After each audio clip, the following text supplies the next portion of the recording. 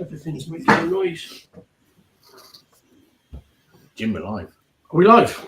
We're live. We're going to do it live. Welcome, everybody. Thanks for turning up. Evening, everyone. Right, let's have a little bit of an explain for everybody that's watching what this is all about. So, these guys, obviously, you know Benji and I, but these guys here are from my Discord. We were having a conversation in Discord talking about the pitfalls and the do's and don'ts of starting a motorcycle business, a motorcycle repair business. And we were having this conversation in the Discord, and I was like, fucking hell, the information we're passing backwards and forwards is absolutely epic. We should probably have this conversation, you know, in this sort of format, so everybody else can get involved, ask questions in the chat and stuff. So that's the plan. Here we are talking about what it's like to attempt to try and start a motorcycle repair business. So Phil here is pondering the idea, hasn't taken the plunge yet, right? Is that right, Phil? Yeah, well, bit of a backstory, really. October, some things were underway where I work, and some of my tools and property and bits and pieces were going to have to be moved. So I found a little workshop to rent from. Skit on a little bit forward. Circumstances have changed, and it's looking like I'm probably going to have to give this a go a little bit quicker than I was planning. Right, so. Okay. You were in the chat. You were the sort of catalyst to have this conversation, weren't you? Because you were asking questions. I thought I'd get together that have recently been. You know, my experience of starting is 25 years old. You know, my idea of good marketing back then was half-page ad in yellow pages. So things have moved on quite a lot since then. But I know Albie. I mean, we got to know each other 2 or 3 years ago, didn't we, when you started? And I don't know how long it's been, but it's been a couple of years, I think. So you've got sort of fresh information. And, of course, Mike you run a business similar to mine, mobile. You've got a little bit of a workshop, I think, haven't you? We've had you on a podcast before, haven't we? And then Paul's got a proper shop. He's got bricks and mortar with a dyno, and he's the suspension guru of the group. So we thought we'd just shoot the shit and drink some beer and talk about our experiences. So I don't know. Before we go ahead. Before we go any further, can we just say Paul has got to have the best workshop? I mean, Jim, yours is great because you walk out your house and you've got a wood burner, but Paul's just like the holy grail of where you want to get to. Let's just be honest about this. Yeah, no, it is pretty flash. I think we need to maybe go and have a visit with a camera and have a poke around, look in his bin and stuff. MTV cribs. Yeah.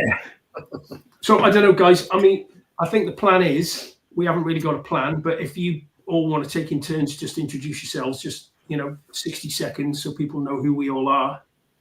And then I think Albie's got a big list. He was shuffling some papers earlier. I've got some notes. We'll follow his lead. Oh, I'm leading? Okay. All right. My name's Albert Smith. I'm from New England originally, New Hampshire, but I found myself in St. Louis, Missouri, partially due to COVID. COVID kind of kickstarted my situation. It started with my boredness and just wanting to fix stuff. I bought a motorcycle, fixed it. It broke. I fixed it. And then I got bored because it didn't break anymore. So I put an ad on the local marketplace, and it was kind of a fishing situation. I was offering cash for motorcycles, but I really didn't have any intention on buying motorcycles. I just wanted to fix them. So through the process of that, I was able to meet a lot of really great people that didn't really want to get rid of their motorcycles. They still wanted to enjoy them. So that was the platform of me getting the idea of thinking this would actually work. And then I found Jim's Discord, and it's all history at this point. Yeah, I think you're selling yourself a little bit short, mate. Actually, some of the stuff, you're how to put it, a very handy person. The sort of stuff you get to repair.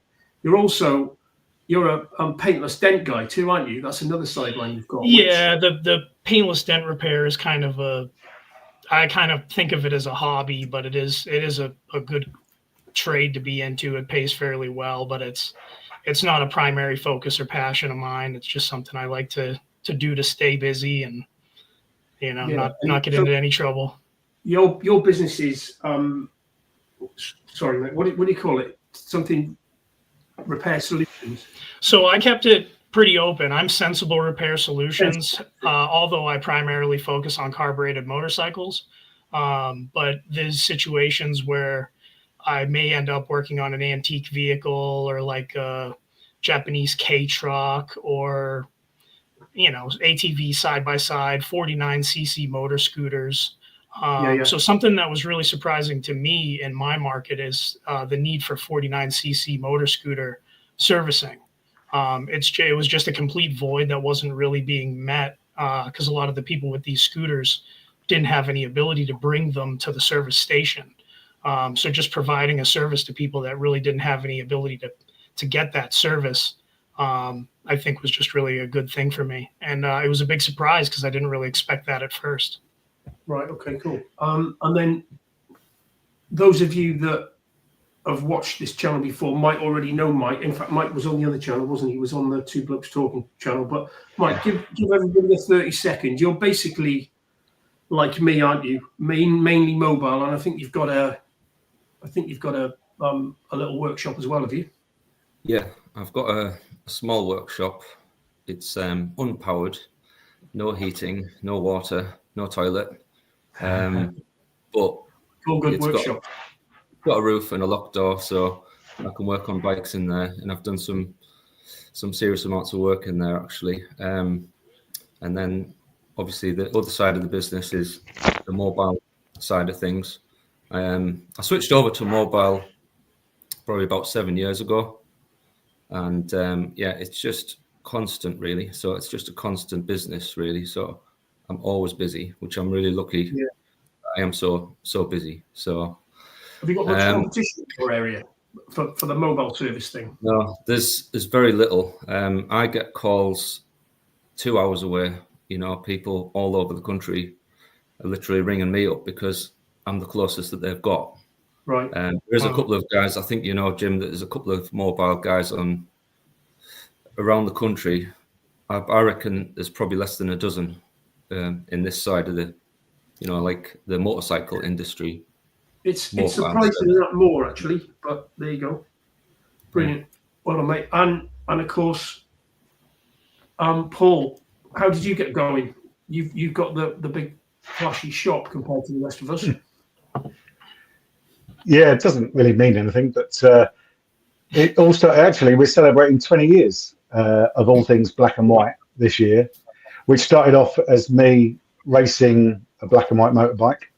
The black and white thing came about because I had a cat called Hizzy, who was black and white. So that's right. As simple as that came about. Awesome. And then I realised that racing motorcycles cost a lot of money, and I thought, how can I make that a bit cheaper? So we set up a business just so I could sort of claim the tax back on the tyres and things like that. And it literally grew from that. And then 10 years ago, we moved it into the location it's in now. So we've got a 20-year anniversary this year and a 10-year anniversary of moving into becoming road bike servicing and everything else, rather than just sort of the racing, the track bike side. That's pretty cool. So what's your background then? So you didn't do the whole work. No. So I've got to check it. Yeah, I'm not a motorcycle mechanic at all. And this is my retirement hobby. This is my little retirement hobby. So I actually spent 30 years in the conference and presentation industry, doing technical-ish stuff, lighting, video, sound systems, and all of that. Why are you not sorting our fucking podcast out for us? Because I've lost all interest in that. I have completely no interest in. Yeah, I have no idea what to do in that industry anymore. Anyway, so but yeah, that's what I did. I mean, that was something that was making me travel the world, and it sounds exciting and everything, but I had enough of all that. So this is literally calming down, sitting down, playing. Don't turn your hobby into your job, because then you start hating motorcycles. But so far, it's not quite proved that. But it's just a little retirement sideline hobby thing, which is kind of grown out of proportion. Yeah, horrendously busy. Cool. Is it all race bikes? So it's a lot of road bike stuff? No, not at all. So 10 years ago, when we moved to the location I'm in now, and I started taking on staff, we had mechanics working for us, And we went, and that's when everything changed. We took on MOT status and started doing that. Then we went, we're probably 70-30 now, 70% road bike, 30% track, race, stuff like that. Cool. And the other thing you're failing to mention is the fact that you're a BSB mechanic as well. Yeah, that started this year thanks to a guy that we maybe have heard of on YouTube and stuff. I'll name him Dave Hewson. He chucked me in the deep end. He pushed me forward. So thanks to him for getting me into the BSB paddock and working with a young rider there. We're changing around a little bit, changing things on this year. We're moving on. And actually, I'll be working with Dave this year.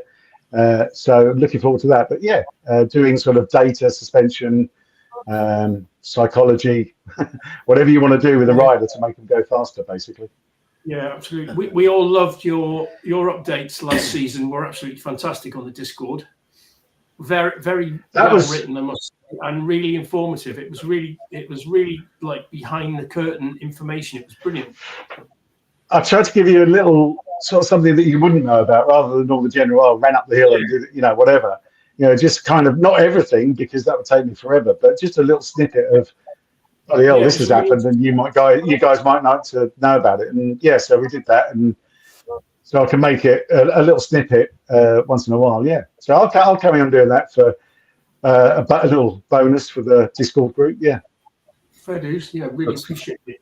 So, how do we want to start this then? Because we want to talk about, I can remember what it was like, wheeling my toolbox out of the main dealer that I worked for years. And when they first put an engine in a bicycle. I can remember how utterly terrifying that was. Just the realization that I didn't have a job anymore, and it was all on me. I don't know what are your experiences. Albie, you're probably the most recent one to go through that. How did that work for you?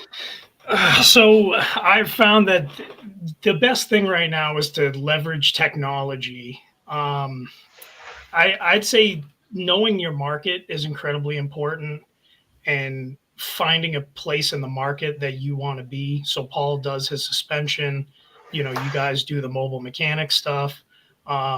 You got to kind of know what direction you want to go in. What do you want to mess with? Do you want to primarily mess with fuel injected motorcycles? Are you more comfortable working on carbureted motorcycles like myself? That's a kind of something that you'd really want to think about. But the important things now are just making sure that you are getting through the red tape in the right ways. You have the correct licensing, permit, certifications, insurance, LLC. The biggest part right now is just utilizing all the free marketing techniques that you can. So things like the biggest, strongest thing right now is the Google business profile. So all of us that have a business right now, we all have a Google business profile, and very strong profiles at that, because I looked at your guys and they all look excellent. But something that we can all be doing is making sure that we get more reviews and strengthen our profile, because that's what's going to generate our leads. Right. We all know that generating leads is what pays the bills and puts food on the table. So the biggest stuff right now is just making sure that you utilize every opportunity you have. Like example, when you're making a sale to your first customer, make sure you deliver everything that you said that you would. And then when they're completely satisfied at the end of the appointment, you ask them, you say, hey, is there anything else that I could do to meet your satisfaction? And if they tell you no, you've done an excellent job, and it's probably the best time to ask them for an endorsement and a Google business review. Yeah. Going back to I'm interested in that initial jump. So becoming self-employed and the realization that nobody's paying you holiday pay or sick pay, or what was that like for you? What were you doing prior to starting on your own? So I was just working in a regular mechanic shop. I was probably the second in line to the head tech. I was doing engines, transmissions, heater cores, all the larger jobs that they didn't want to trust with an apprentice technician. What's that? Car stuff. Car stuff, yeah. So I'm a trained mechanic. I went to technical school for automotive. What bridged me over into motorcycles and power sports is the restoration aspect of it. I think the not really crude build of things, but they were built differently back in the day. I worked on a lot of English cars, MGs, Jags, stuff of that nature, and that's much more similar to a motorcycle than a car, in my opinion. A modern motor, you know. So what was that transition like? Did you just decide, did you put some money away? How did it work for you? So I was saving some money, you know, as anybody should, but I certainly didn't have enough to just jump into starting a business. I'll tell you, I started with $8,000, which isn't nearly enough to do much of anything these days. But it bought me a pickup truck, and I paid for a website for a couple months, and, you know, just kind of did what I could with what I had, made sure that I, you know, got the LLC, proper insurance, made sure everything was on the up and up just in case anything bad were to happen. But obviously, you know, if you follow the 7 Ps, the military adage, proper prior preparation prevents piss poor performance. You know, you set you up for success, and, you know, you just keep going and going. You don't worry about it. And, you know, just make sure you set yourself up in positions that, you know, you can conquer, like, say, a carburetor rebuild, or, you know, an oil change, or diagnosing, you know, simple issues. You know, you put yourself into positions, not really that you can control the circumstances, but situations that you've dealt with before. Your battles, 100%. And Mike, what was that like for you? 10 years you've been doing it, right? I think 11. Yeah. Been employed. Well, I started out when I was an apprentice engineer, and then I worked in different industries. Optical was a big one, and then my brother and dad ended up doing t-shirt printing, which took off massively about 10, 15 years ago. And I had a bit of a business doing that, and I needed to do something else. I was part-time at a shop as well, machine shop. And so I just thought I need to do something else. And I fancied doing mechanics, and I thought car mechanics or bike mechanics, maybe combine them. Right. So I set up a couple of websites at the beginning just to sort of drum up some interest, and I got some customers fairly quick. And within, I'd probably say 2 years, I had to go full time on the bikes. Right. So you were doing it as a bit of a sideline, like juggling 2 jobs. Yeah. I'm interested in sort of transition, because the way it worked for me was I won't go into all the detail, but I was working for a big multi-franchise place, and I was basically sick of lining their pockets. And I'd spent a year working for Suzuki in New Zealand, and there were loads of mobile mechanics out there in New Zealand. So that the idea had been, the seed had been sown in my mind that that's something I think I might want to do. And I just got fed up working for this big company. And my girlfriend at the time was moving away. She worked for a family business, and they were moving further away. So I basically quit my job and moved halfway across the country and started the superbike surgery. I didn't know a single soul. And luckily I'd had a house that I'd sold. So I think the starting fund was about 25 grand, but I had to buy the van, fit the van out, and then survive on the little bit of money that was left to try and drum up the business. You had a big van, didn't you, to start with? Yeah, I had a big coach-built thing to start with, yeah. How long did you have that? Say again? How long did you have that big van when you started out? Mark 1 van I had that for 10, 11 years. Wow. Yeah, until it was a Citroen at the front, and it basically dissolved in the UK winters. The salt just ate it alive. All that was left was the back bit. And then it's good. Van Mark 2 is 6 or 7 years old now, older than that even. But I'm doing less and less. I'm still doing mobile work, but I'm doing less and less. I'm more sort of restoration type work, more diagnostic work, in the workshop type work, you know? Yeah. Yeah, cool. Paul, when you eased yourself, did you have premises and just not really be open to the public? How did it work when you you woke up one morning and found yourself, with a motorbike shop. Yeah, not quite, but it was really, I say it was really easy. There was some really difficult parts of it, but I was really lucky in that I could transition from my old job to my new job I fell in love with Cadwell Park, as most people who ride around Cadwell Park will do. And I decided that was it. I'm leaving London and I'm living in Lincolnshire, as close to Cadwell as I could possibly get. And so we did that. We moved up, but I started racing, and all the racing, the bike stuff was already there in the back of my mind. And we were doing little bits and bobs as Black and White when we moved to Lincolnshire. So we were looking for a house where I could have a workshop. And we did that. And I started off in an old Victorian stable block that was all run down. And we spent a load of money doing that up. And actually, that was my first workshop. It was really lovely, but it was about a tenth of the size of what I've got now, which is far too big for one person, by the way. That's why you love it all, you guys.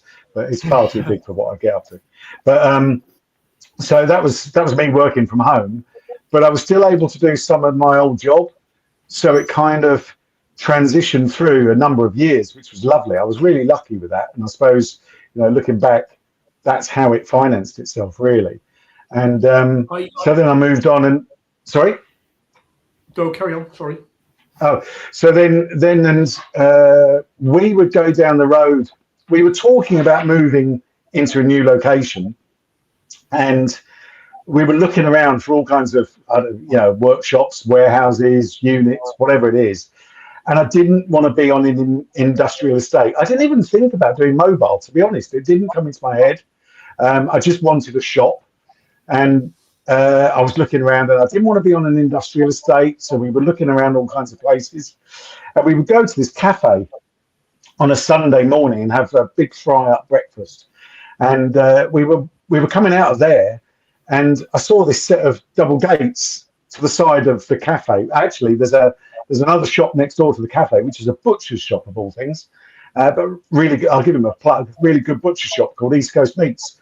And to the side of that was a set of gates. And I looked down there. Funny story. I wandered down, and there's this big old shutter door unit in front of me, all closed down. And to the side, there was another little unit. And there was a guy knocking away. I'd seen a sign chucked into a bush that said welding something or other. So I yelled over to this bloke and I said, "Are you the welder?" And he looked at me going, "What do you want welded?" I was like, "Oh, well, nothing really, but I'm just looking to see if there's an industrial estate. Is this for rent or anything? Oh, you're going to have a word with the lady who runs the cafe." So we turned around and went to go and have a word. And I said to my wife, I said, "Did you see that?" She goes, "What?" I said, "Did you see what was in his workshop?" She's like, "No." I said, "That was a bloody dyno," which is the dyno that I now own. So that was a funny thing there. And so we went to see the owner of the cafe, who's my landlord now, and we arranged it from there. And then within about a year or so, I bought the dyno off this bloke who was not really using it for anything more than tuning a few go-karts down again. So the dyno had no life at all, and we shoved it into my workshop and took it on from there. So then that was the point where we started looking at MOTs and increasing the job to do what we needed to do then, which was rather than knock out a few track bikes every year and service sort of mates track bikes or race bikes, then we needed to sort of up the scale a bit. So and then we did a bit of promotion, and I was like, we had a big sign outside the front outside the cafe kind of area, big sign saying opening soon and everything like that. And I was going on Facebook saying opening soon, opening soon. And the day we opened, I was like, where's the crowd gone? I was like, there should be a crowd of people lined up here. And there was no one, A few mates turned up, said, "Oh, this is good, Paul." I was like, yeah, I was hoping for a few more people than this. It was scary. The first few months were kind of tricky. God, I remember it was terrifying. Just that, so where is my money going to come from? It was all paper advertising when I started, Yellow Pages, and I found a couple of guys that were members of a local club called the Poachers, and they used to meet at the Poachers pub every Thursday night or whatever it was. And they used to go, and there was a good turnout, 30, 40 bikes. So I'd rock up in the van there, and I'd offer to, do free oil and filter changes for people, and and just so they could see me in my van doing some work at these meets. And that was my first bit of sort of creative marketing. That's how I drummed up my first customers. And I've actually got some of those guys still 20 plus years later. They're still customers. Yeah, it's a really scary time. We don't want to put you off. That's the emotion. It's fine. It's fine. It's the emotion. It's quite funny because I'm on a bit of an emotional roller coaster at the moment. Having the same kind of things. Where's the money going to come from? I've got some money put aside. I don't really want to touch my savings, but I've got assets that I want to sell. So the Land Rover, sadly, is probably going to go. Some other bits and pieces to at least give me some money for savings, to basically top up my wage and hopefully bring some work in to allow me to pay at least the rent and that side of the unit that I rent. So yeah, it's daunting because it's happening fast. It's happening a lot quicker than I wanted. You're mobile, no? You're going to have premises. I'm going to have premises, yeah, because I was talking to Paul on the Discord about it. The insurance quotes that I were getting generally, I'd spoken to my company's insurance broker, and they came back, and I was like, well, this is only slightly smaller than what my company pays for now. It doesn't make sense for me to kind of have that outlay. So Paul, and I'm going to plug them because they said I could. I spoke to a chap, Sean at Lexham, and brilliant guy. Spent a good hour on the phone with me. I was explaining my situation and what's happening, and they came back with something that's actually pretty damn reasonable for the premises. But when I looked at the mobile side and we discussed it, it just went through the roof, and it didn't feel viable. It just felt too expensive to go down that road. Yeah. Do you mind talking numbers? What were you quoted?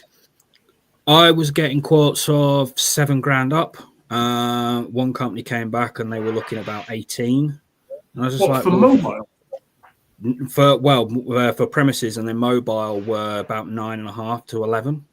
Okay, now see, I pay $3,500 a year. Yeah, well, Lexham have quoted me something similar to that for premises, right. And with what I want to do with the restoration, because I really want to get into more side of the motorbike restoration, and I'd rather have the premises for it, and plus because I need storage for my vast amount of tools that I have, which is a bit ridiculous, is my tool collection. It just feels better for that. I have just recently managed to buy myself an old Sprinter van that's been laid up for 2 years for next to now, and the MOT testers just couldn't believe it. It just went straight through. So it's been a bit of a surprise. He loves his Sprinters. I got a Sprinter too. So it's a medium wheelbase one, so it's not too large, because I was thinking, well, collection and delivering that type of thing, and just to kind of add additional services. But one of the questions I had to you guys was that at what point do you end up overdoing it with how much you can offer? Because, I've written a list of what I want to offer, but you look at it and going, well, to try and get that onto a little leaflet or a little side of advertising, it's too much. And you don't want to, maybe you always want to hold a bit in reserve before you go full belt. So, and then the other bit of advice I've been getting from people is about, because I've got the premises, is to look at the MOT side. And because I'm currently a motorbike MOT tester anyway. So the outlay for MOT is not ridiculous.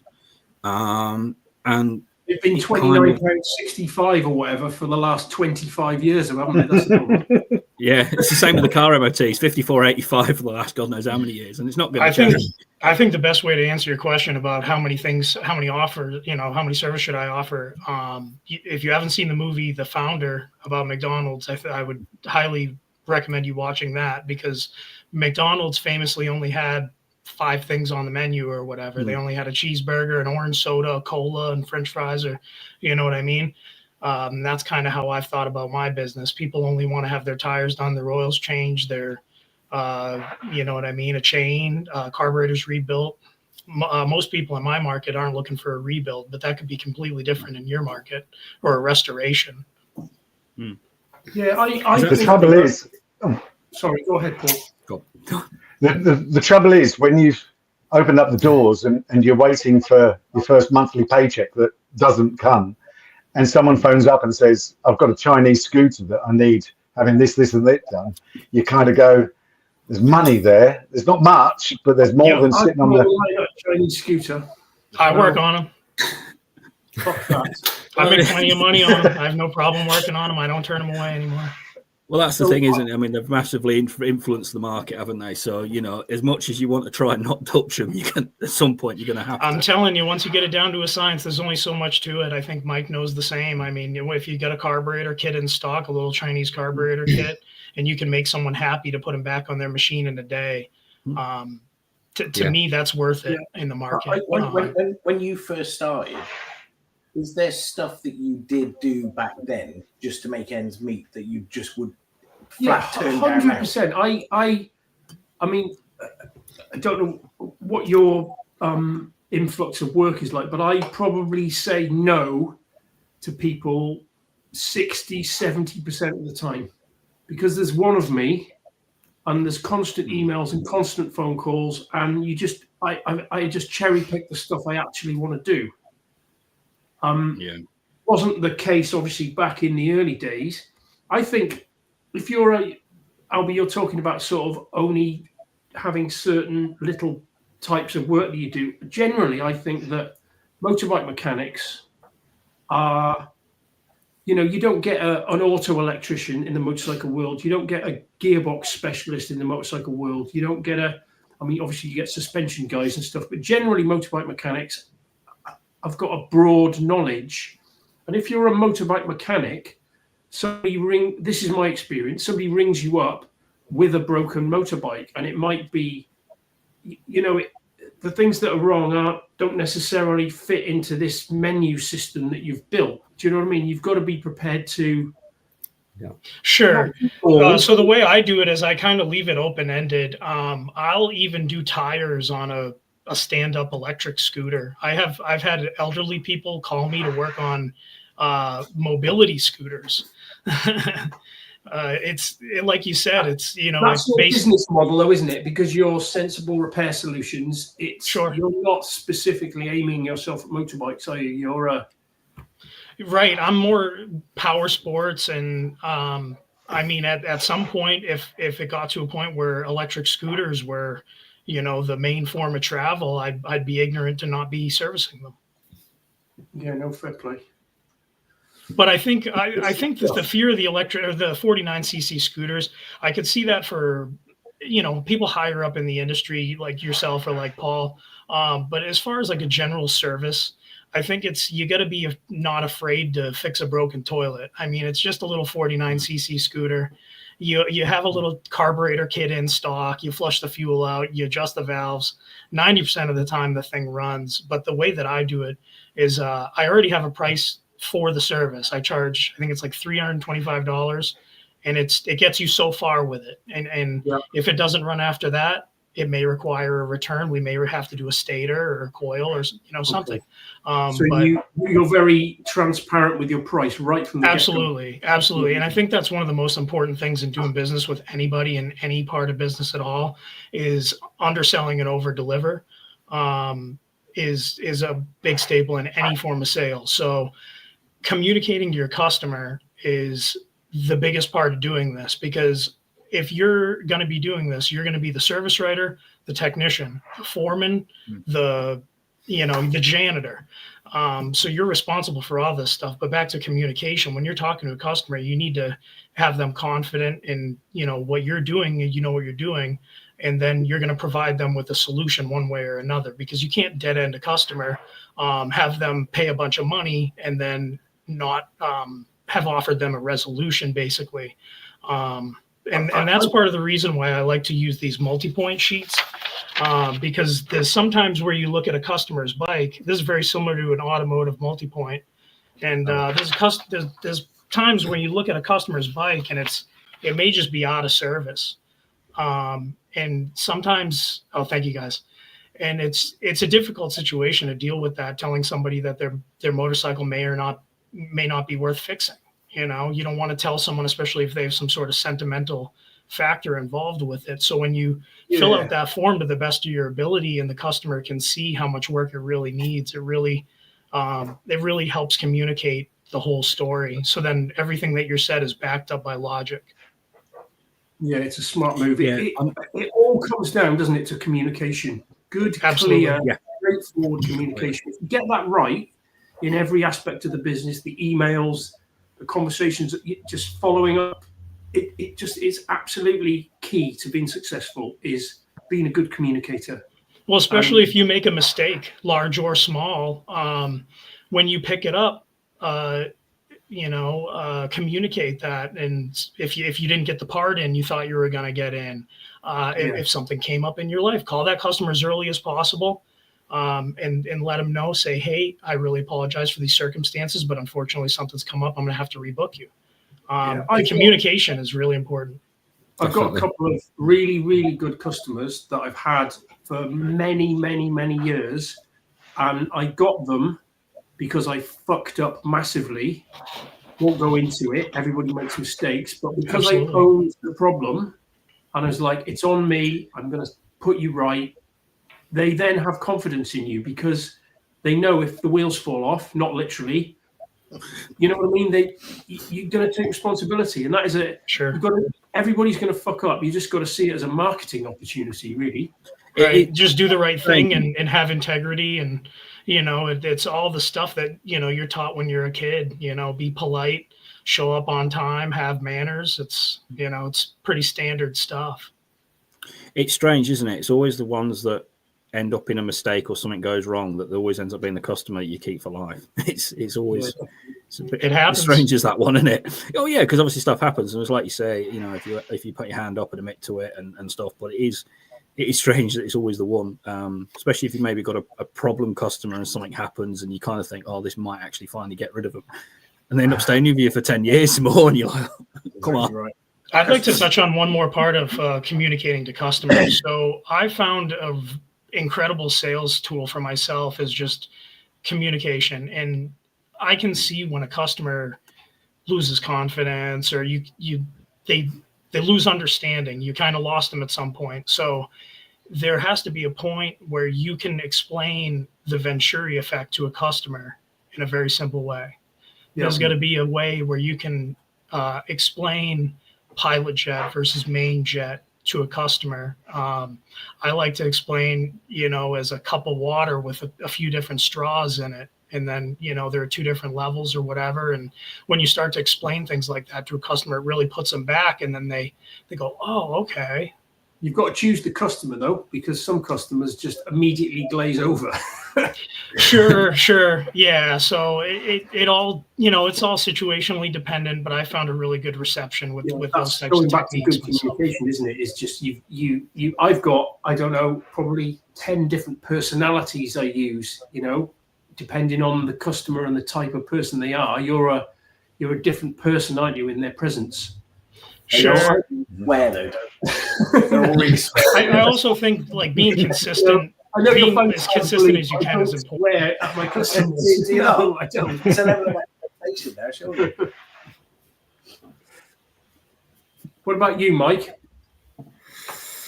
Yeah, communication is one of those things that I've learned over the years. You just got to, contact people, talk to them on the phone, text them, it's whatever not you that can, hard, really. And so many people manage to get it wrong. It builds a relationship, and you keep those customers when you speak to them properly. In the past, not motorbike related, but if you say you're going to call back I'll give you an update at 1 p.m. or whatever, you've got to make that call at 1 p.m. even if it's to say I've still got nothing to tell you. Absolutely. Yep. That's a really good point, Benji. So I actually wrote this down. So I watched a bunch of YouTube, whatever sales, BS. But one of the points that is really solid is if you don't call somebody back within 5-10 minutes of them calling you, you've basically lost that sale, because there's a lot of people out there that are trying to get the business. They're trying to make that sale. And if, they've called someone else in the time that you haven't got back to them, you've basically lost the sale if you want that sale. See, that can be difficult for me, sometimes. customers that call you, the the thing that they're trying to have fixed or what they want from you is the most important thing in their life, and they want to know that it's going to feel like the most important thing in your life as well. Even if it isn't, they want to know that someone cares as much as they do about it. Yeah, the empathy of a customer situation is entirely part of the business, because it's like that 49cc scooter thing. It's like, I don't know that 49cc scooter won't open up a door to me to go work on an antique Triumph motorcycle. But it's one of those things where someone could depend on that 49cc scooter to get to work every day. This is a good segue into, so in terms of where your business comes from, go with Mike. So Mike, your sort of leads. So I'll tell you just briefly. So my experience is that there's a hierarchy of where the jobs come from. So any sort of message on Facebook, and this is just my personal experience, is almost always a complete fucking waste of time. Yep. Then in the hierarchy of, whether they're the customer that's gonna end up being cash in the bank, I'll message through my website. So I've got a little form that you fill out on your website. I think you guys have got that too. Through that would be next rung up the ladder. Next rung up the ladder to that is somebody that can actually write an email and bother to put something in the title at the top. And then above that is somebody picking up a phone and actually wanting to have a conversation with you. So how do you get your leads? Where do people come from? Because I've been doing it for quite a number of years, I do get the referrals. So people passing my number on. I think it's getting to the point where it's like 75% of the calls I get are from friends or, family who have bikes, and they pass my number around. The rest of it does come from Google Ads at the moment. So I would say Google Ads generate the numbers more than anything, And they're coming. Are they calling you or are they emailing you? Or I do get, I'd say 50-50 calls, emails. Right. And if they email me, I tend to email back, unless it's a particularly interesting job. I'll ring them. Like if it's, say, a very unusual situation, difficult to diagnose through an email, I will contact them and try and get more information. So a lot of emails. You have canned responses. I've got sort of probably 20 pre-written emails, obviously changing names and stuff, and sometimes amounts. But do you have any sort of system like that for responding? No. Are you talking about like scripting almost, basically? Yeah, I've got. I use Zendesk for my form on my website, and that feeds into Zendesk. And then depending whether it's I've got some carburetors I need to have rebuilt. I want some fork seals doing. They have to put as part of the form, they have to put their postcode in. So I immediately know geographically where they are. So I've got a standard, you're too far away for me, unless you bring the bike to me, I can't do a mobile. I've got all these different, and it's literally 2 clicks and you can respond because you're getting a lot of inquiries. And there's nothing worse than, we all know, you send an email to a company because you want something and then it's a week before you get a response. Yeah. So I've got a fairly well-polished system for responding to all these different, I get a day probably. To reply to an email, it'll take 10-15 minutes for me. And I probably get maybe, on average, five emails a day, say. Wow. So you've got to spend that time. But I can see why you might do that if you get a lot more emails, for example. Yeah, you could still do it. Even you could streamline that process massively. Even if you've just got them, like I've got a Samsung phone, and the clipboard. When you copy and paste, where you can have stuff on the clipboard and just pin it to the clipboard. Yeah. And I've got a lot of the canned email responses I've got in Zendesk. I've got the same text on the clipboard in my phone, so I can. Yeah. I'm sitting on the loo or whatever, having a shit, and I can do some emails and copy and paste text in. You know what I mean? Sorry, it's a good time management hack. Every time somebody receives an email from they think about me all the time. That says a lot, Jim. If you're answering emails on the toilet. That's a man on the clock. That is. Yeah. That's why you're in the toilet so long. What about you, Paul? Where do your leads, your valuable leads, come from? Is it word of mouth? Yeah, absolutely. And I'm quite amazed that you're talking that many emails and things like that, when I presume that I'm getting all my stuff walked through the door because I've got a door to walk through. And you guys, if you're mobile, don't really have that. And also the fact that it's next door to a cafe, a biker's cafe. So I just get people wander in. And your shop. So that's so that's why I've made the shop look quite attractive, quite clean and tidy, because it's got to be all the time. So people just wander in off the street. You kind of, that's the point where you've got to eye them up and you talk to them. And I mean, it's a massive burden on time, because people want to, do you know what people want to do? They want to come in and tell you all about their bike. And I'm trying to earn a living. And that's a massive problem for me. So you might have a lot of Zendesk stuff replying to emails. That's great. I need that person to come and stand. I need an AI robot to stand in front of a very lovely person telling me about how they started riding a BSA Bantam 60 years ago or whatever it is, because I get that like 3 times a week, But then again, you can't be nasty to them because they're going to bring you work, and they bring you a lot of work. So, you've got to talk to them. You've got to show them around the shop. You've got to show them around the back to the dyno, which they're never going to use, but it's like, oh, wow, that's cool, So it's really different. But so it's all word of mouth. I say 90% of my business is word of mouth recommendations, but also some via Facebook. I get a lot via Facebook. But then they still turn up. More money in the bank, the Facebook leads. I find Facebook just to be a bit of a cesspool of idiots. I unfortunately agree. I've met some nice people. I suppose it's the specialist stuff. All the Facebook stuff is all suspension and ECU flashing. It's not regular servicing. No, not really. But it's also recommendations, personal recommendations. So I don't get involved. So my customers, there are Facebook groups around the world, motorcycle groups of Lincolnshire and whatever. And I go, I need to service my bike. Who do you recommend? And I don't even know what's going on, but some of my customers will go on and go, oh, talk to Paul at Black and White Bikes. And I'll go, oh, right, okay. So I just hear that I've been recommended, and that's it. So I might get a Facebook message.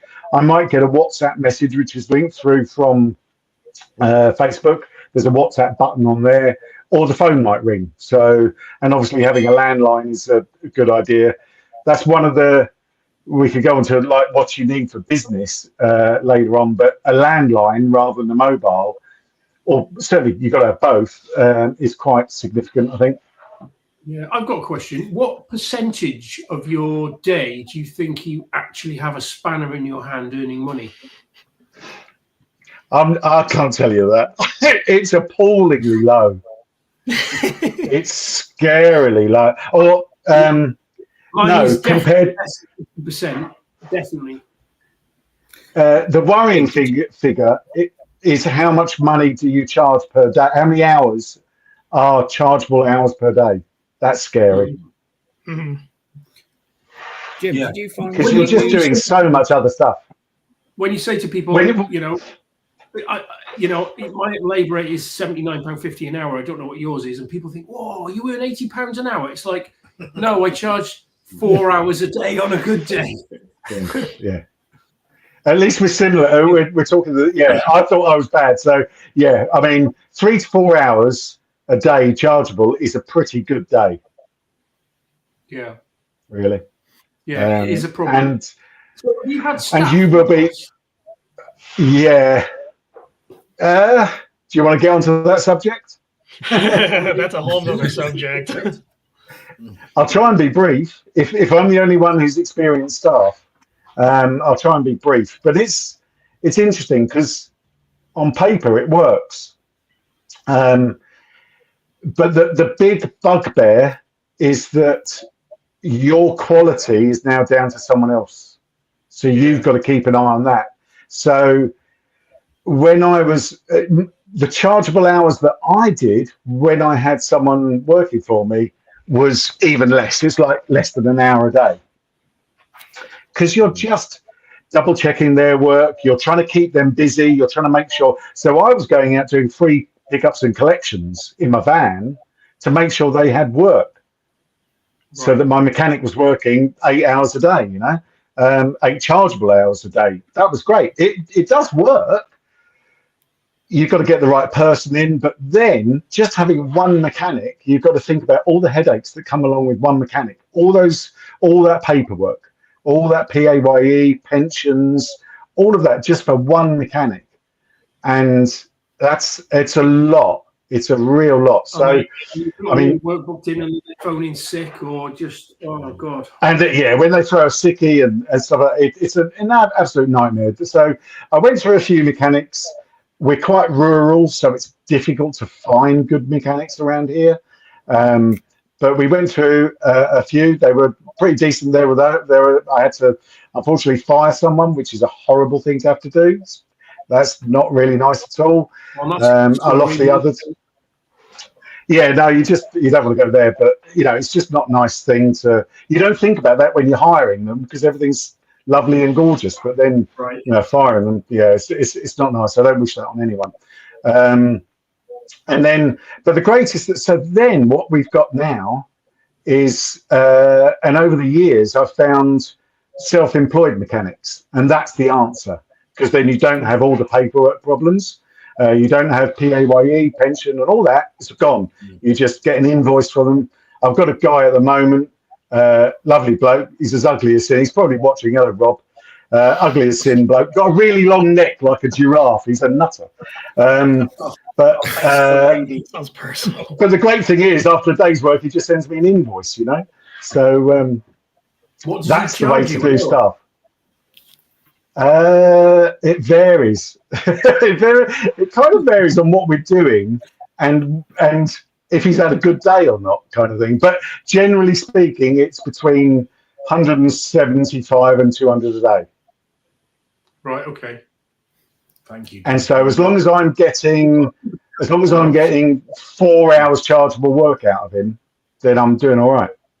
Right. I see. So it's profitable. Just touching a point on that, I think that's the industry in general at the moment, isn't there? There seems to be a skill shortage in either the bike industry or in the car industry. There just seems to be a mass decline of either good kids coming through that want to do it, or people have just decided enough's enough and they've gone.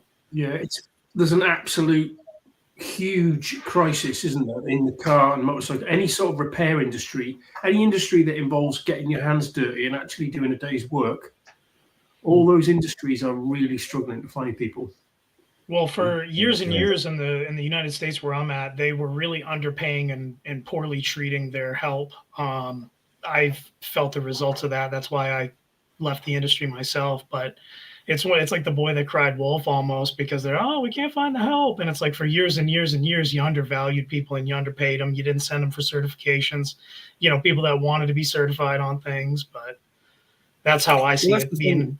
But that's the thing that's always been my bugbear with the motor industry, is that if you think what either a mechanic has to do, whether it be bike or car, you're either an upholsterer, a plumber, an electrician, a service guy, some of them obviously for the car side with aircon and all that. You're all these different industries in one, but you're the most underpaid. You're the most undervalued and the most underpaid, because some bloke can go down to Halfords, buy a set of brake pads and bob in him himself. I mean, whether he does it right is another matter, but I've never understood that. But now after COVID and the shortage, I mean, you see the signs outside the dealerships now, offering 35, 40 grand on target earnings per year. And you're like, well, you should have been doing that years ago, because no wonder you can't get anyone. Yeah. My last mechanic, when he left me, he resigned. He needed, financially, he just wanted a bit more money. There was reasons behind it, but I had to let him go because he was being chased back by the Ford, the motor side, car side, and they were offering like £12,000 more than I could pay him. So I just couldn't get near that. Crikey. No. What's your hours? So I had to let him go. Sorry?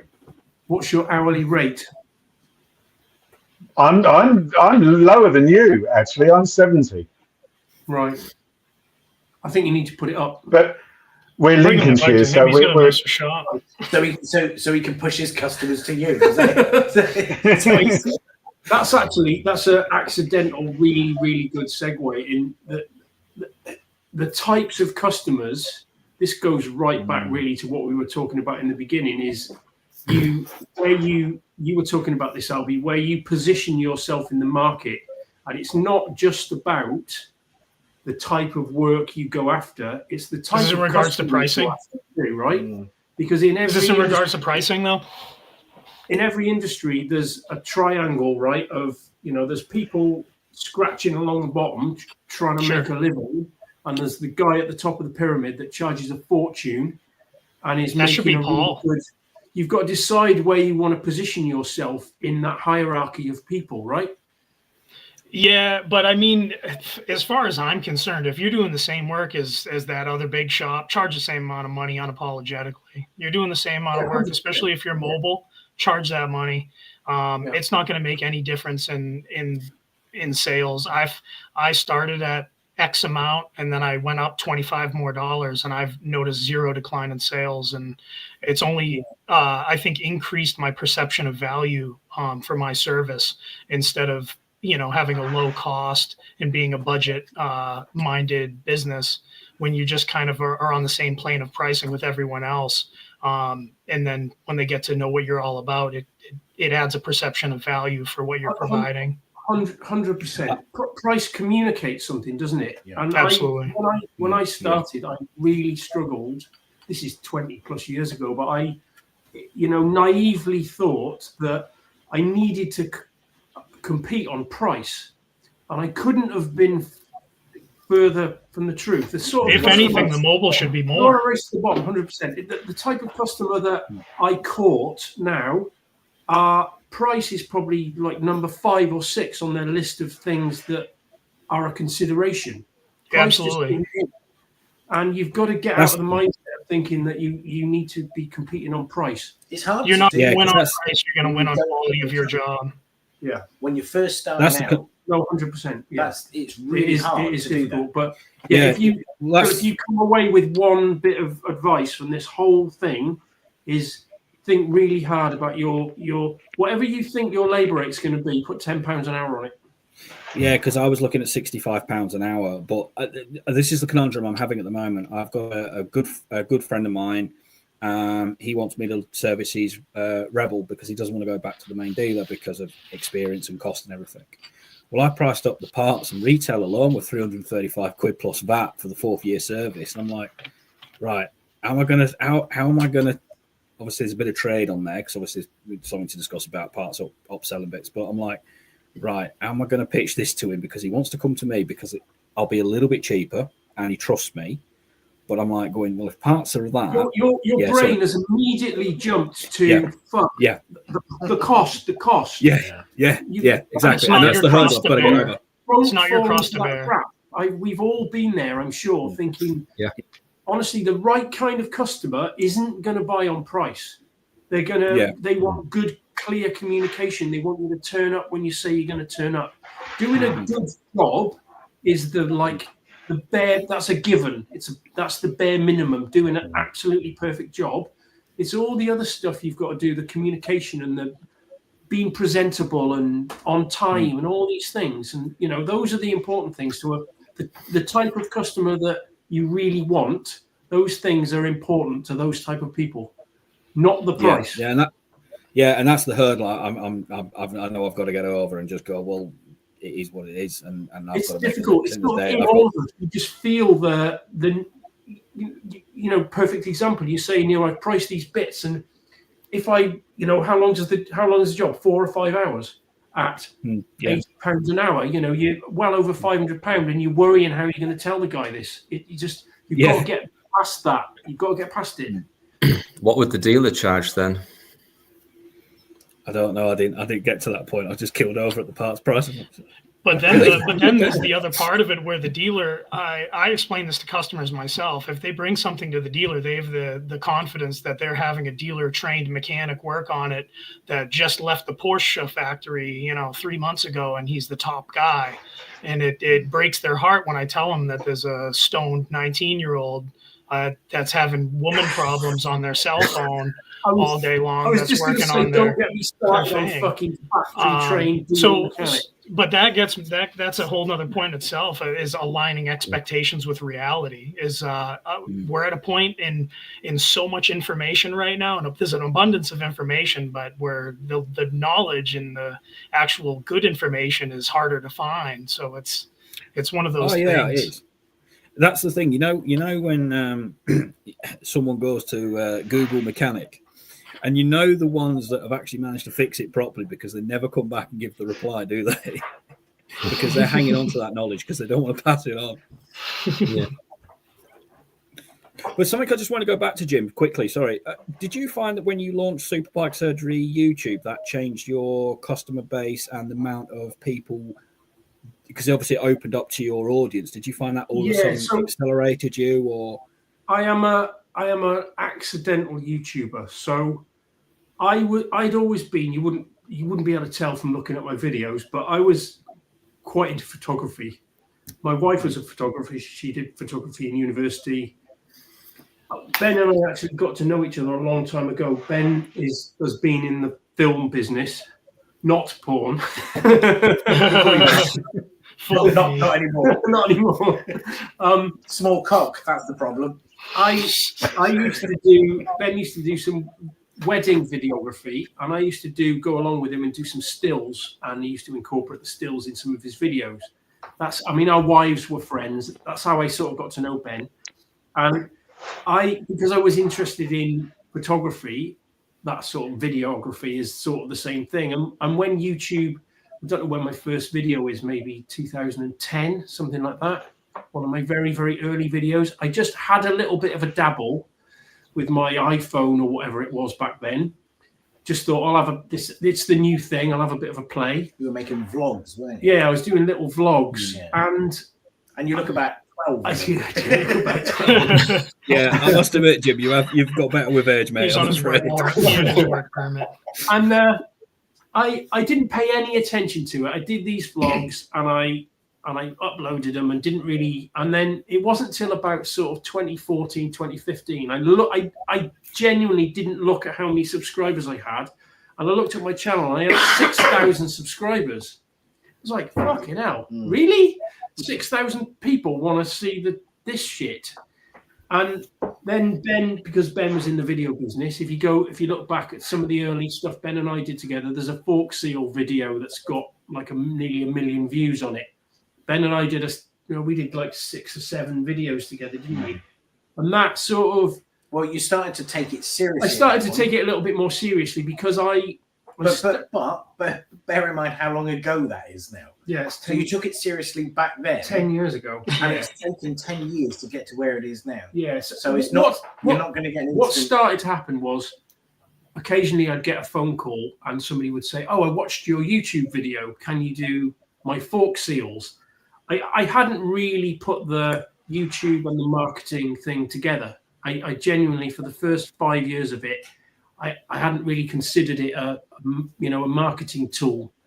And then it slowly, the more and more the what do we get? You see the name. Malky. Hello, Malky. He's fucked my train of thought. Yeah, thanks, Malky. Yeah, it took a long time for me to put the marketing and the YouTube together. And it slowly sort of snowballed. And now I cannot recommend it highly enough to people. It's an incredible marketing tool. Having a conversation with you in the pub about the subscriber numbers that you were getting to your YouTube channel was sort of getting semi-serious. Yeah. And then we were talking about making the leap to you specifically making a video a week. Yeah. And then driving it, because and even now, I don't think you mind me saying, you are still a motorbike mechanic. That is your job. Fucking hell, yeah. I mean, the YouTube little bit of money you make from YouTube is nice to have, but the power of the marketing. Yeah. So I started. It's just we're coming into the second year, but I don't know, 13, 14 months ago, I made the commitment to make one video a week for a year. I was on 23,000 subscribers in December a year ago, and I thought I'll make one video a week for a year, and I'm just going to see. I'm going to smash this YouTube thing, and I'm going to see what happens.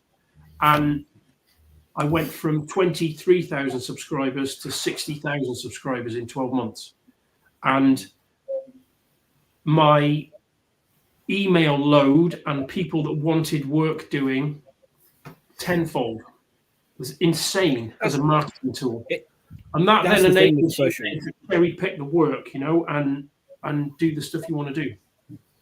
That's the thing, the social media thing now, because a bit of a shameless plug here to a friend of mine, Danny Byram, who runs Detail Valets all over Manchester area.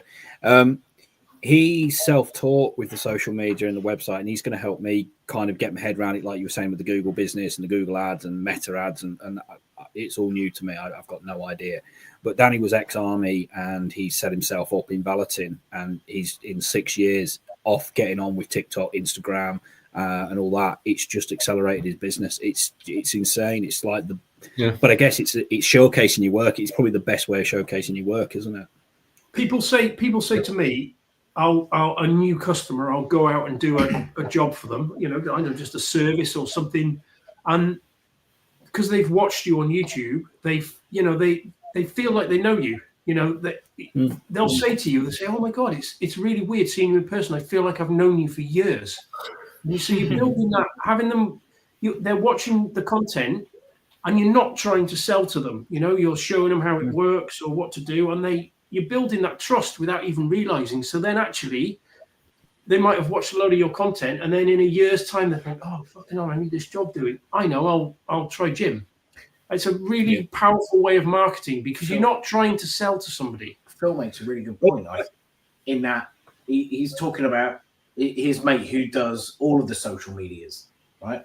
So you do YouTube, and it's you're doing well. But actually, if you were to also do Instagram, if you were to do TikTok, if you would do all those other things, that 40% of the time I've got a spanner on my hand. No, I know. But the point I'm trying to make is, if you want to use social media as a tool to accelerate your business growth and do marketing through it, you've done the slow burn way.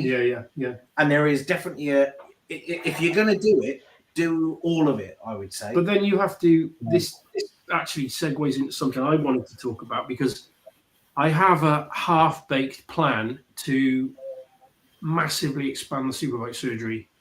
Nice, big, not shiny showroom. I envisage it being in a converted barn. Like Paul, you said that you didn't want to be on an industrial estate, and I really wouldn't want that sort of. There's nothing wrong with it, but I wouldn't want a industrial unit type business. I'd want a converted barn with some bikes hanging from the walls, and a bar, and a bit of a cafe, and some oak beams, and then a glass wall looking through into a stainless steel, white, perfect, beautiful workshop. I've got this idea to build this thing. I'm struggling with, how do you transition from, and I know this is the next step on from the sort of point of this podcast, but how do you transition from, and I haven't got the answers, by the way, how do you transition from a one-man band to, 30 staff? And it seems like the analogy is, I used to be a club racer, and I was a pretty successful club racer, motorbikes, but then making the jump to national level, Paul can talk to this, I'm sure, is that there's this massive void that you somehow need to jump over to be able to get to be the next thing. And it's the same in business. How do you transition from being a one-man band to, I don't have the answers. I guess you've got to. What got you here won't get you there. Go again? I said, what got you here won't get you there. That's exactly right. Yeah.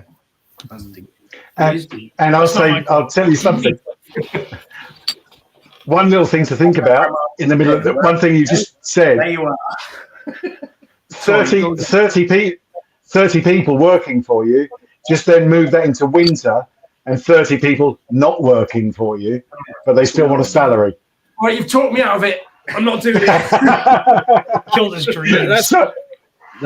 That's where I'm at. You know, I've kind of worked my way off the tools and now working back onto the tools, and being responsible for guys and stuff like that. I mean, I take my hat off to you, Paul, and I think you've definitely found the right solution with what you've done. But no, not again. That's it for me. There's two things I'm definitely never going to do: that, VAT, and PAYE. That's it. Yeah, I've been workshop foreman in workshops with, 6, 7, 8 mechanics, ramps, big multi-franchise dealerships, and I've been in charge of these people, and it's not my money, so it's slightly different because I can not lose sleep over it, but trying to corral people to perform and not fuck up and keep things clean and tidy, and it's just mind-bending. Yeah, I think you need you've got to get a good manager, haven't you, I suppose, and you can just oversee the whole thing. But traditionally, I'd say that this industry, the motorcycle industry, has always been full of small, independent, niche mechanics like us, basically, whether they're mobile or small shops. And the bigger shops, they don't seem to last, if you look at it, going back to Carnell's, Motorcycle City, going back that far as I can remember, they don't really survive. Something goes wrong, and I don't quite know what it is. And customers, I think, trust individual people like us, rather than going into a big dealership and kind of not really getting the service they want. You've got videos on your channel about how main dealers have charged X, Y, Z. Oh God, there's so many stories. Oh my God, we all find them too. But the thing is, you look at the amount of like Harley. I don't know what's going on with Harley Davidson in the South Coast at the moment, but I mean, them dealers are going to the wall left, right, and centre, and for large sums of money going to the wall. I mean, I think one of them recently is 116 million quid he was in debt by. And you just start looking at some of them, and you're just like, where's it going to end? Because a lot of the places now they're not there. I mean, there's been, and I think that's where in the last few months of big chains going bump. Yeah, and that's why I think the one-man bands like yourself, Jim and Mike and Albie and Paul, and hopefully myself, if it works, I think that's where it survives, doesn't it? Because there's one personal communication. One exception is my ex-employer. The last time I had a proper job was Bill Smith Motors in Chester. Paul might know Bill Smith, famous TT rider. So Smithy's been going from he was the first. I correct me if I'm wrong, but I think he was the first ever Honda dealer in the UK because he was a Works Honda rider, and he had the first Honda franchise and still going strong. I thought it was Paget's were the first, but can claim that on still. I'm assuming profitable, and it's a good business. There are a few exceptions, but generally, all the big ones, they all seem to. I think they get into the banks, don't they? For the motorbike trade is it's boom time, and then and they ride that wave, and they're into the bank for hundreds of millions of pounds, and then the market falls over, and we've seen it in my 30-something years in the trade. I've seen quite a few of these dips and waves, and the other side, I think the manufacturer has to take some responsibility for that because of the pressure that they put on the big dealers to have the fancy showrooms, and that it always seems to be the showroom that's just recently been reopened, revamped. It's got everything, all the bells and whistles, and in 6 months you go back and where's that gone? Well, the thing is, it's like, so in the United States, it's very similar to like when you have a Mac tools dealer, because sorry to put it into like tool territory, but it comes back. I mean, they set these, business owner wannabe entrepreneurs, they sell them an idea, and then they sell them this floor plan or whatever, and then they have to pay for it or whatever. And then what if it doesn't sell? You're stuck with this stuff. And I think it's a similar situation when these dealers, they're leasing a floor plan of motorcycles. That's how it works in the United States. You're leasing a floor plan. And when those motorcycles aren't selling, you're paying for the lease on those floor plans. So, the money's bleeding out and it's not coming in. It's pretty simple to see what's going on. My experience with manufacturers is from the workshop side. So having working in a franchise dealer workshop, all the service tools you've got to have are absolutely insane. And I'm not going to name names, but had a big fight with a manufacturer because they'd say, right, okay, you want this franchise, you've got to have this service tool, you've got all these shadow boards of service tools, which they charge you tens of thousands of pounds for. But then you've got 7 mechanics in here. Go and look in all these Snap-on toolboxes. There isn't a job we can't do in this workshop. We've already got the tools, the pullers and the this and the that. Oh, no, you've got to have the shadow boards all over the walls that are 25 grand. It's just insane. Yeah, absolutely. And insane. the spare parts as well for the bikes. Yeah, but I'm assuming there's a certain stock holding you've got to have, isn't there, to be, Yeah. That was one thing that was quite funny when I was doing the insurance quote with Lexham, and he said, "What's the value of stock you're going to carry?" I'm like, "I don't know, a few filters. I'll order as I go." Yeah, these days because it's all next day. So, just guess. I think that's what they've said. They say just guess. The accountants just guess your value of your stock. So, do you carry much stock, Mike? I've got quite a bit actually, but it's just a collection over the last 10 years. So unfortunately, I've got a lot of stock. If you're anything like me, mate, you've got a massive, massive load of air filters you never used. I've got about 4 or 5 massive boxes of air filters that have never been opened. So I have got a lot of stock. You order one for that service, and then it doesn't need it, and then you end up fucking ordering the same one again for the next time you're doing that service. I need to get rid of them really, but they'll hang on in there. Yeah. And who do you use? This not necessarily relevant to Albi, but who do you use for you use Larson, don't you, for a lot of your stuff? Is that right? I think you might have put me onto Larson when you went to that expo. Mm-hmm. In the NEC. I think you went to the expo and I was chatting with you. Yeah. And I think you mentioned it then, and then I got an account pretty much straight away. So I've been using them for the last few years, and they're brilliant, really. Yeah. So I must admit, I've set up an account with Larson's, and I've ordered a couple of little bits for me, my project, my own personal stuff. And I must admit, the customer service is phenomenal. Yeah, pricing, the retail, the fact they give you a retail price, a trade price, and the communication, because I needed a battery, but I needed it delivered to a different address, and straight on the phone. Because it's acid filled, we can't send it, but I can do you this alternative. It's this, and it was just dealt with, and they're absolutely fantastic. And the website, they're brilliant, so easy to navigate. Do you subscribe, Mike? Do you subscribe to the Mike Technic thing? I do, yeah. It's brilliant because you can look up quantities, isn't it? But package pilot jet size. It's amazing. Yeah, what do you get on that? Because I don't know, is it the same thing? Because I noticed you were doing something on one of your last videos, Jim, where you had a wiring. It was on the R1 when you were doing the wiring diagram for the temp sensor, and it said Haynes. Mike Technic gets you basically everything that Autodata has, motorbike related. You get that, and then you also get all the Haynes manuals in PDF form. Okay. That you can, we all know Haynes Book of Lies, but actually their wiring diagrams are really good because they're colour and nicely it's worth it. Haynes wiring diagrams are best, and you get, when you look on the Larson site, you choose your bike, and then the wiring diagram is separated out. It's a separate button, and it will churn out a PDF for you of the wiring diagram in colour. So I highly recommend, if you're going to be doing random bikes, all different manufacturers, having a Larson. Was it, Mike, is it 20 quid a month now? It's 20 quid, I think. Yeah. It's worth it, definitely. Just for that one time, it's like, what's the blooming air gap in this fork, or what's the quantity of this or that? And it's just the information's there, and it works. The website scales really well on a mobile phone, so you can get at the information easily. they've got job times as well, haven't they? So you could look up like the service, the 4-year service on that Honda, and say to your customer, "Oh, it's a 6-hour job, so it's going to be about 480 or 580." Can I log into this website?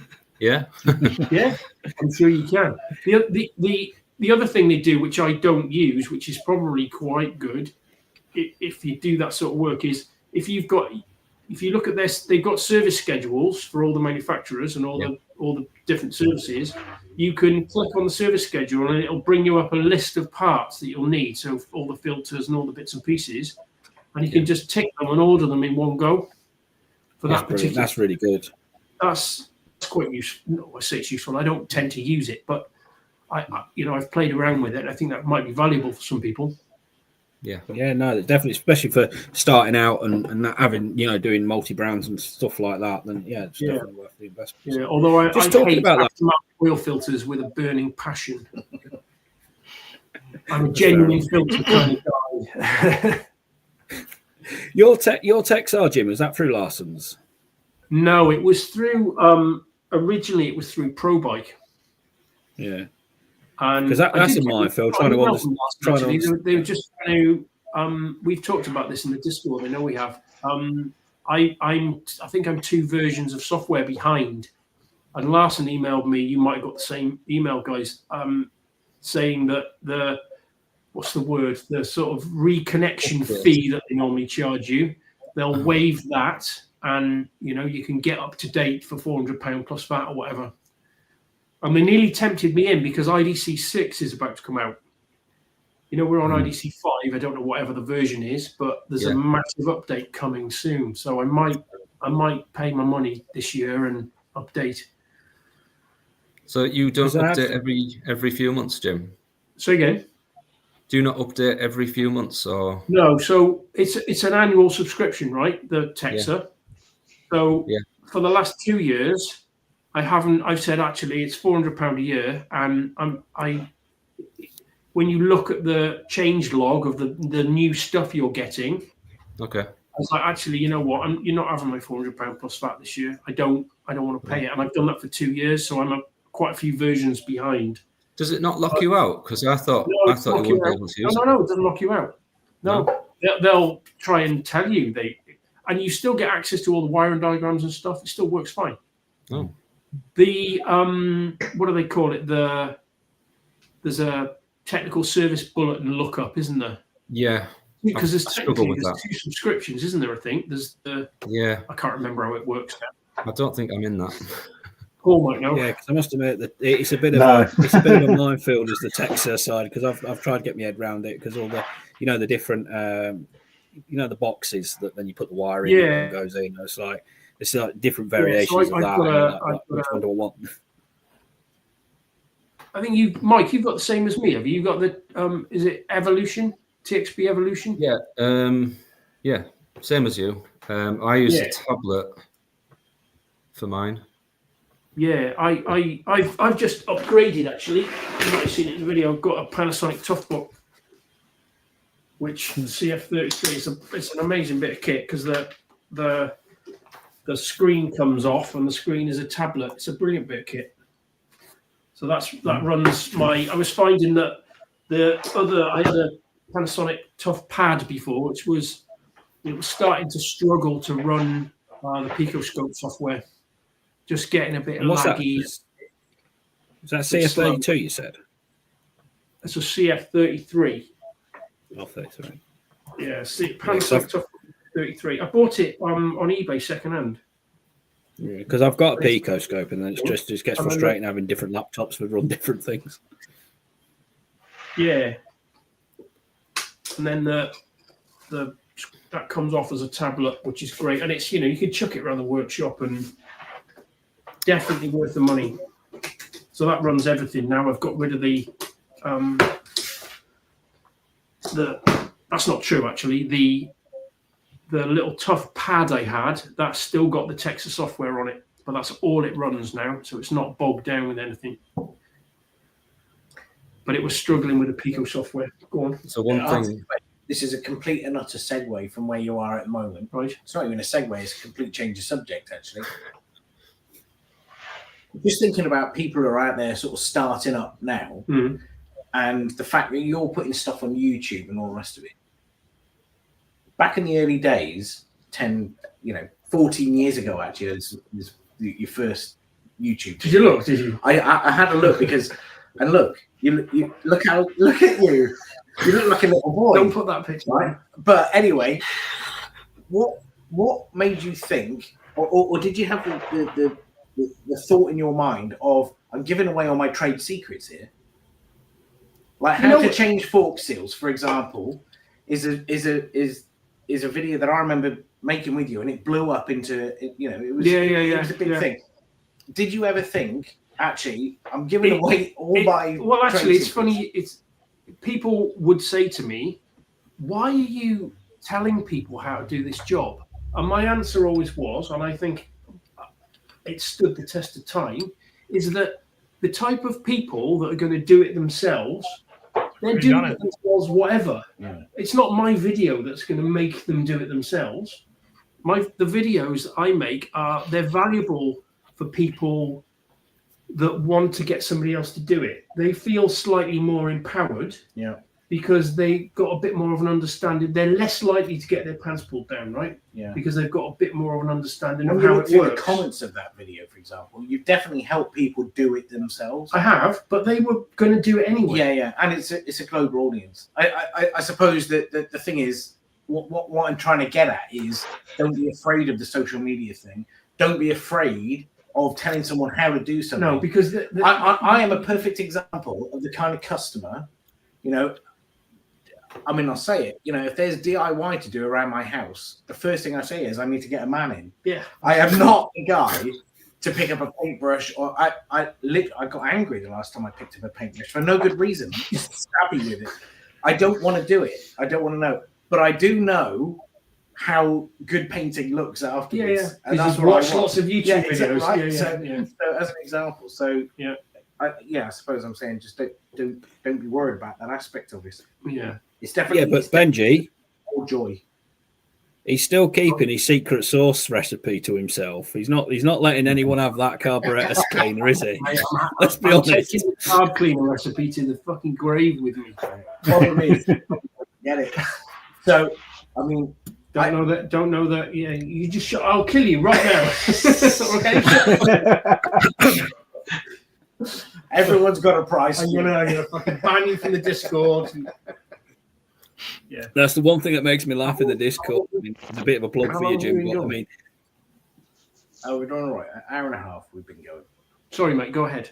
Couldn't hear you. No, I was just saying a bit of a shameless plug for you in the Discord. But the amount of times people ask you, "What's your recipe for your carburetor?" Yeah. You should probably talk about the Discord. We should talk about the Discord. I don't want to feel like I'm selling it. All right. Well, look, just fucking get over that bit. But actually, from a, especially if people are watching this because they're thinking about starting it for themselves. Yeah, that is a mammothly awesome I don't know what you. resource. I mean, we're all here together because of the Discord. I think it's taken on a life of its own. Don't know what you guys think, but it's turned into a fucking awesome place. People sharing. Yeah, I mean, it's Simon I speak to. Oh, it's brilliant. I'm just trying to get his name now. Simon Rowell. Been brilliant for me because I got myself a lathe. He sent me some stuff that he doesn't want anymore. Oh, he sent me some tooling, didn't he, for it, which was awesome. Yeah, he sent me some tooling, which is absolutely awesome. I speak to him quite often about a few different bits and pieces. I'm asking how he's there. It's a fantastic place to be, and the information on there, because at the end of the day, I was always taught by my old man that it's not what you know, it's who you know. So it's having that collective of people that you can call on when you see something a bit different and you go, what do you reckon? And having that ability to bounce. I'll tell you what surprised me about it is I was always worried that as it started to grow and gather momentum, that it would get a bit argy-bargy and a bit, what the fucking internet's like, right? But there's something about people that are interested in motorbikes. They're almost without exception really nice, sound, genuine people, and everybody's respectful. Oh, yeah. It's I love it. It's a nice place to be. Yeah, because I mean, a good example with the biking community is like whenever I've done motorbike tours because I tend to tour a lot on my own. Wherever you go, you always find another biker that wants to talk to you or spend time with or have a beer with. And you could be anywhere in the world and you're never on your own. Yeah, we are a very fortunate breed, I guess, if you want to put it a better way. That definitely translates in the Discord. The type of people that are attracted to that sort of thing are genuinely, nice people. So then I'll kill me if I don't sell it. But you got to be a patron. There's a link in all the video descriptions. If you're a patron, £1 a month, and then you get access to the Discord, and then you also get access to go to the service database thing. So when you become a patron and you get access to the Discord, this information isn't for you guys, it's for people that are listening. You'll get in the Discord chat, and there's a chat called service database request or whatever it's called. And if you message me in there, you'll then get access to the service database. And I've got there's Gordy and what's the other? West Cork, I think. West Cork Paul. They're the West Cork Paul and Gordy. They've been a massive shout out to them. I don't know whether they're watching or not, but they've been so helpful. They're basically the database admin guys, and they've been slowly working through, because what's happened is everybody's uploaded all their service information to like a catch-all folder, and they've been working their way through it and getting rid of duplicates and categorizing it all properly. And they've done an amazing. It's not finished yet, but there are hundreds and hundreds and hundreds of workshop manuals in that database now, which we've all got access to. If you're in the Discord, you message me and I'll sort you out with a username and password, and then you get access to all that information, which is just I don't want to waffle, but did you see the GPZ Turbo in the GPZ 750 Turbo in a video a couple of weeks ago? Well, I've been doing a little bit of filming, doing that today, and I was like, I needed some service information, and I knew I didn't have a service manual for it. I thought, I wonder if there's something in the database. And the search is powerful in the database if you use the little search function. And I searched GPZ, and there it was, all the information I needed. I didn't even know I had the information. Some kind person had uploaded it there, and it was just sat there waiting for me. I was did you say, Jim, did you say it was £1 a month? It's that's the minimum, I think. I can't remember what it's set at. So for only £1 a month, we can have all of that? Yes, they can. I'll tell you what, can I just interrupt and say, you just said it wasn't for us, Jim, but do you know what? It's the main thing that drew me to the Discord. It's maybe not so important now, because that file camp, that service data is so useful, and for just £1 a month. I mean, yeah. And you do owe me, yeah. But when you compare it to Larson's, who are charging £20 a month, right? And their service info is useful, but it's not 100% comprehensive. And you can certainly fill in the gaps using the file camp that you've got. It's worth £1 a month, absolutely. Yeah, no, that's a good point, actually. Yeah. It's probably worth more than that. It probably is worth more than that, but that's just part of, and the idea is it's a file sharing thing. It relies on everybody in the Discord, if they've got any workshop manuals, to upload them, and we're combining all our little collections we've got, aren't we? That's the powerful thing. How difficult do you think it'd be to put Pico scopes, library, but from stuff that you've done, this is a good waveform, that's about, or is that going to just start getting too complicated? Definitely put known good waveforms on there. The only thing I would say is the Pico library is so good anyway. It is. It's phenomenal. And it's free, so if you don't even need a Pico scope to get into that, I don't think. You can run it in demo mode. It's on their website, I think.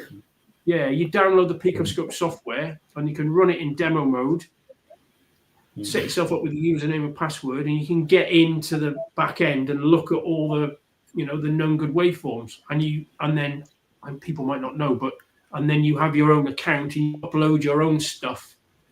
and you make model, chassis number, and you can put a description. And so, but yeah, I mean, you could definitely, we're open. Gordy and Westcourt Paul are very open to, if you've got an idea for the database, you want a section for something or whatever, just message them there, you know, or me, and we'll make it happen. It's a community effort, is what it is. Definitely. I'll tell you what is dangerous with your YouTube videos, the amount of bloody tools you end up wanting to buy. Yeah. Bit tool porn. Yeah, a guy got me to buy a $600 bike jack. So I've been for ages looking at trying to do powder coating, and then I've discovered Cerakote because of Jim. And now I'm I'm looking at buying a bloody, you know, your smoker. They don't make it anymore. It's a new version, which I don't know if it's any good or not. So, what's that? Oh, the oven. Yeah, your oven. Yeah, they don't make that. They don't make that model anymore. It's that as well. Which one it was? They've changed it, have they? Yeah, they've changed it, that model. You've sent me the details in a private message, and when I looked up, it's now been discontinued. So I don't know, because yours looks perfectly sized small, because I'm running out of room. This workshop of mine is 7.5 meters long by 5 meters wide. Right. And it's got a mezzanine and that, but it's already starting to get a bit full. Right. Wait until a customer wants to bring you an ATV job or two. Yeah. Say no. I'm telling you. No. Yeah, Phil, you've got to learn to say no to people too. It's difficult when you're starting and you need the money, but honestly, you've got to, and your experience will tell you, sometimes it's just not worth it. The juice ain't worth the squeeze. It's just, don't do it. Yeah, that's one of the questions I had for you guys, was deciding what work, well, it ties in with what we said earlier, but what work you want to do or not do and when to say no. But yeah, you're right. Just say no. We're back to you've got to decide where you sit in that pyramid, right? Do you want to scratch along the bottom of that pyramid, charging £25 an hour? And most bad customers will give you red flags enough to where you'll be able to tell right away you don't want to work with them. You've got to decide where you want to be, and price communicates that. You've got to honestly, you've got to think very hard about the price, because it's better to have half the amount of work and charge twice as much. And putting that forward first, like what you're going to charge, is is a good way to sort of know which direction they're going to go. Yeah. You know, if they think it's too expensive, you won't hear from them. It's important it's not motorbike related, but I remember in my professional life having to make a purchase of a advertising agency, right? And I made an inquiry, and their immediate email back to me was, "We're only interested if you can give a guarantee of having at least a budget of £40,000, and you can make decisions within the next 2 weeks." That was their opening gambit, right? And I liked it. Yeah, they were selecting me as much as I was selecting them, and it gave me confidence that if they are in that position and they're not literally falling over themselves to get any amount that I had in my pocket, it communicates so much, doesn't it? They were selective enough that it made me feel like they were going to be good, and they were good. Right. Interesting. Well, that ties on with something that I was saying about oil getting into bed with. I was talking to Paul about it, or we mentioned it in the trade talk, where and you've now gone with Motorhouse, haven't you, for XCR and that. I mean, is that something? I mean, obviously, as I'm starting out, there's probably no point getting involved with one brand, but you know, I mean, how have you found that, Paul, with XCR and dealing with Motorhouse and for what you've needed to get to?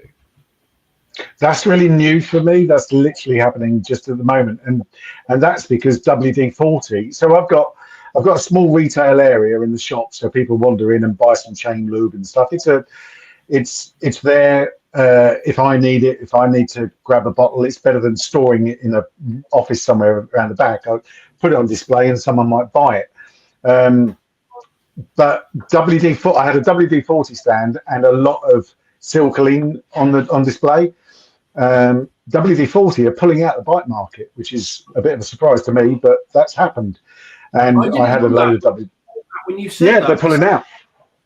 Definitely pulling out. If you go on their website and you click on, it's not even there actually. You can find it if you Google it as motorcycle products, but it all says discontinued on all of those chain lube, chain wax, chain cleaner, silicon shine, all of that stuff, all gone. They're not selling it. You'll probably still be able to buy it through Fowler's, and I think R&G sell it. There'll probably be a load of stock still for months and months on end, but they've definitely stopped making it. And do you rate their products? Because I never really used them. Were they good products? I suppose you were selling them, so it was good. It was all right. It was reasonable. Customers seemed to like it, but then a few years back, I say a few, 2 years probably, I started trying XCP chain lube. They sent me and I think it's brilliant. I really do. The chain lube, they've got various different, and the rust blocker. And also I've been John Milbank on the Bennett's Bike Social stuff. He does loads of experiments and stuff on his YouTube stuff. Mm-hmm. And all the XCP has come out really well on his reviews. So I'm thinking, it's pretty reasonable. So I was looking for something to replace my WD-40 stand. We got on the Discord, we got into a little side loop of why should we have to buy these stands or whatever. Well, I've never had to buy a stand. Silclean have always given me the stands that I want for my retail space. And also the workshops, they have a stand that you can put 20-litre cubes of oil into this thing. So that's a really neat, elegant way of grabbing oil. So I think Motol do the same. You're a Motol boy, Jim, but I do Silclean. It's only because it's local. Not only, it's a good product, but I explained on the Discord, my Silclean man is just 5 miles from home on my way home from work. So, and he works 24 hours a day, 7 days a week. So I can just drift into his place at midnight and get some oil filters and oil and whatever, but it's a load of stuff. I got an email from a guy saying, can I send you a load of stuff free of charge? Thinking, they want me to do a review or something. I get emails all the time, can we send you free shit so you put it on the channel? I was like, no, I don't want any reviews. I just see what you think of it. And I got a blooming great big box with, like you say, the penetration stuff, some bike wash, the clear rust protection stuff, which I haven't actually used yet. And it's the branding's nice, isn't it? It just looks. Yeah. That's part of the game, isn't it, as well? It's going to look nice in my shop. And obviously having a business called Black and White is kind of a liability sometimes. So, a bright red Motol stand might not look great in my shop. It's a stupid thing to say, but actually, it's given me a few headaches sometimes. But certainly this XCP product seems to have good. I've tried it. I like it. I haven't tried every product that they've got, but the chain lube and the cleaning stuff that I've used for a long time now, and the customers are buying it as well. So in actual fact, it was moved because I think one of their distributors was Lextech. I've got a Lextech account, and I was buying it through them, and I think they've dropped them, and Motor House was picked up on it, so I had a dealing with them. It's very easy to deal with Motor House. Full marks to them. They were nice on the phone, on their website, blah blah blah. Set up an account, and I'm expecting to make an order soon, I think. So that was easy. It's a whole new. Sorry to move on, but a whole new conversation about how to get suppliers. I mean, Larson's. I'm a Larson's person as well, and I think it's good stuff. A good company to deal with. But also there are sometimes, and we were talking about, sometimes you go to a supplier and you feel like you're being interviewed whether you're good enough to be a dealer for that distributor. And I was really put out when I first started. I remember trying to open an account with Demon Tweaks, and they didn't want me. And this is 20 years ago now, of course, but I've got no references. Who the hell are you? Who's this Superbike Surgery? Didn't have a website yet. You know what I mean? It just, you're right. You feel like you're being interviewed. And it's tricky. And so, and here's a bit of advice for you, Phil, is like, in order to some of these suppliers are really tricky to get hold of, and they're good to get hold of. But you need to be VAT registered. You need to be a limited company. You need to have premises. You need to have a landline.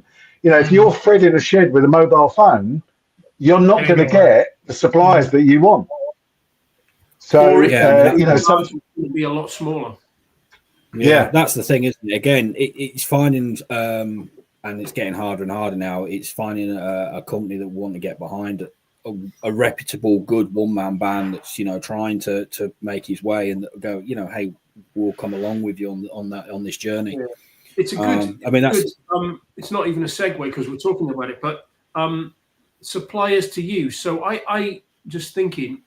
I think probably 95% of everything I use is either Larson's or Fowler's. Yeah. What's everybody else's experience of that? What about you, Mike? When I started out, I used local motor factors, and they were quite helpful because they would get me set up with an account, discounts.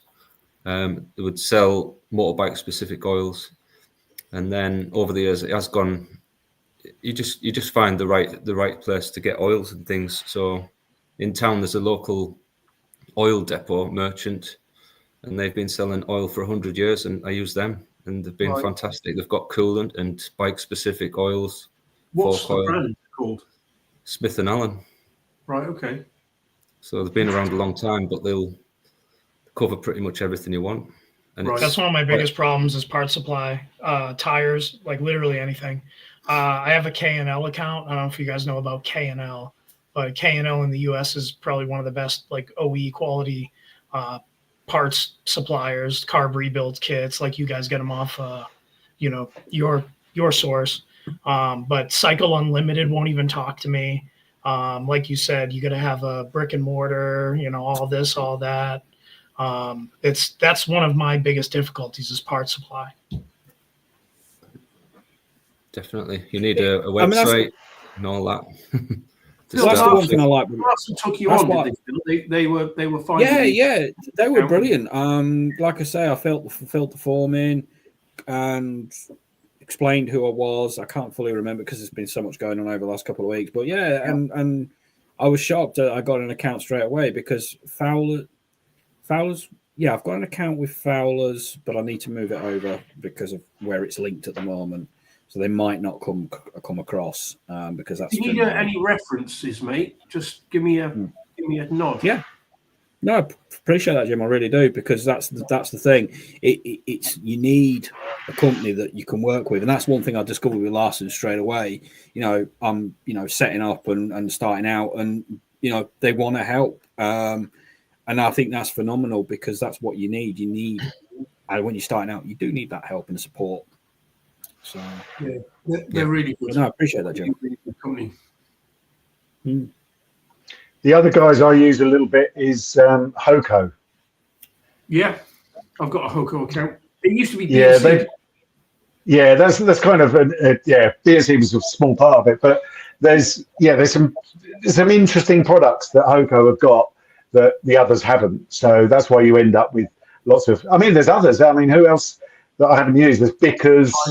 I can't think of the others. High level, yeah. Yeah, there's a few that I've used over the years. High level, I very rarely use them. Off road only. But off road only to you, is it? Whatever it is. Yeah, O2O. Wheels on motorcycles.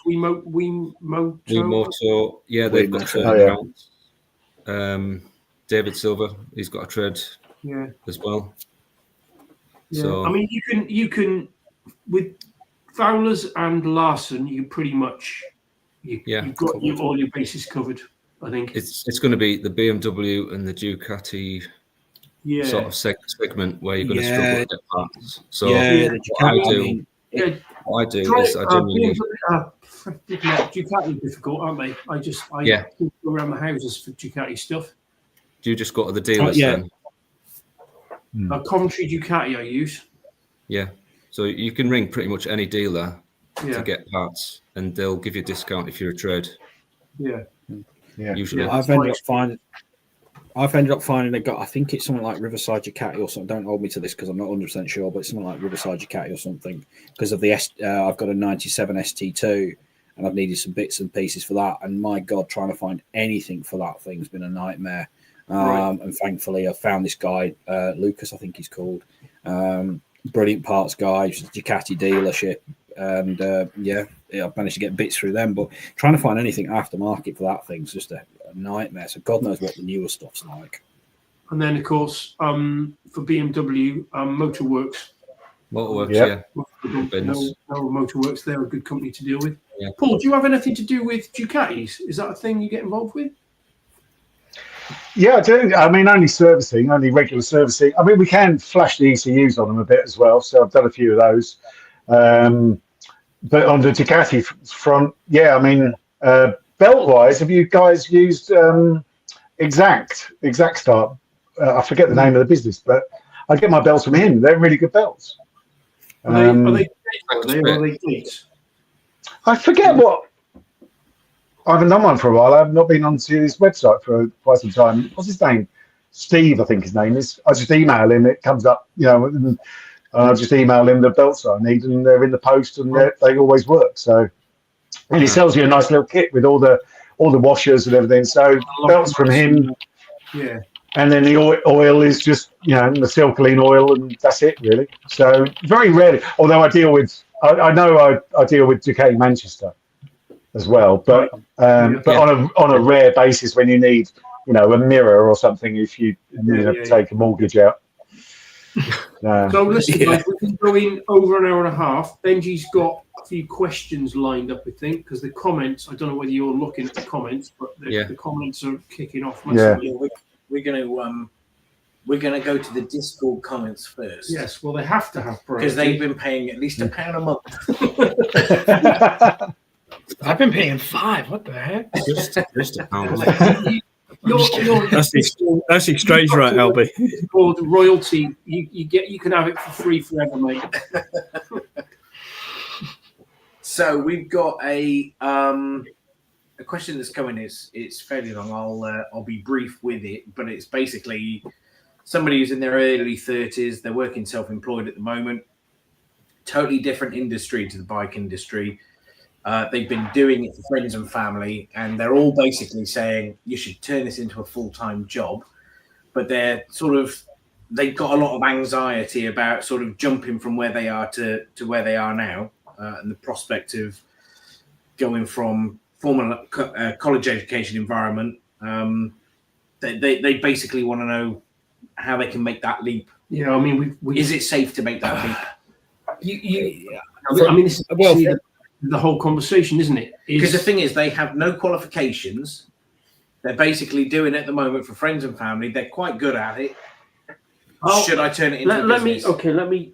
You've already spoken about this, actually, Jim. You've mentioned to other people that the best plan is to find a workshop job, get your foot in the door, see if it's for you, and then move from there. Let me formulate my answer. So, being a mobile mechanic is really fucking difficult because there's nobody else in the workshop to fall back on. You can't put the bike in the corner and come back to it. You're literally you have the customer's eyes burning into you watching you do it. You've got to be really confident in what you're doing. There's a lot. How to put it? When you're doing it mobile, there are an awful lot of opportunities to fuck it up.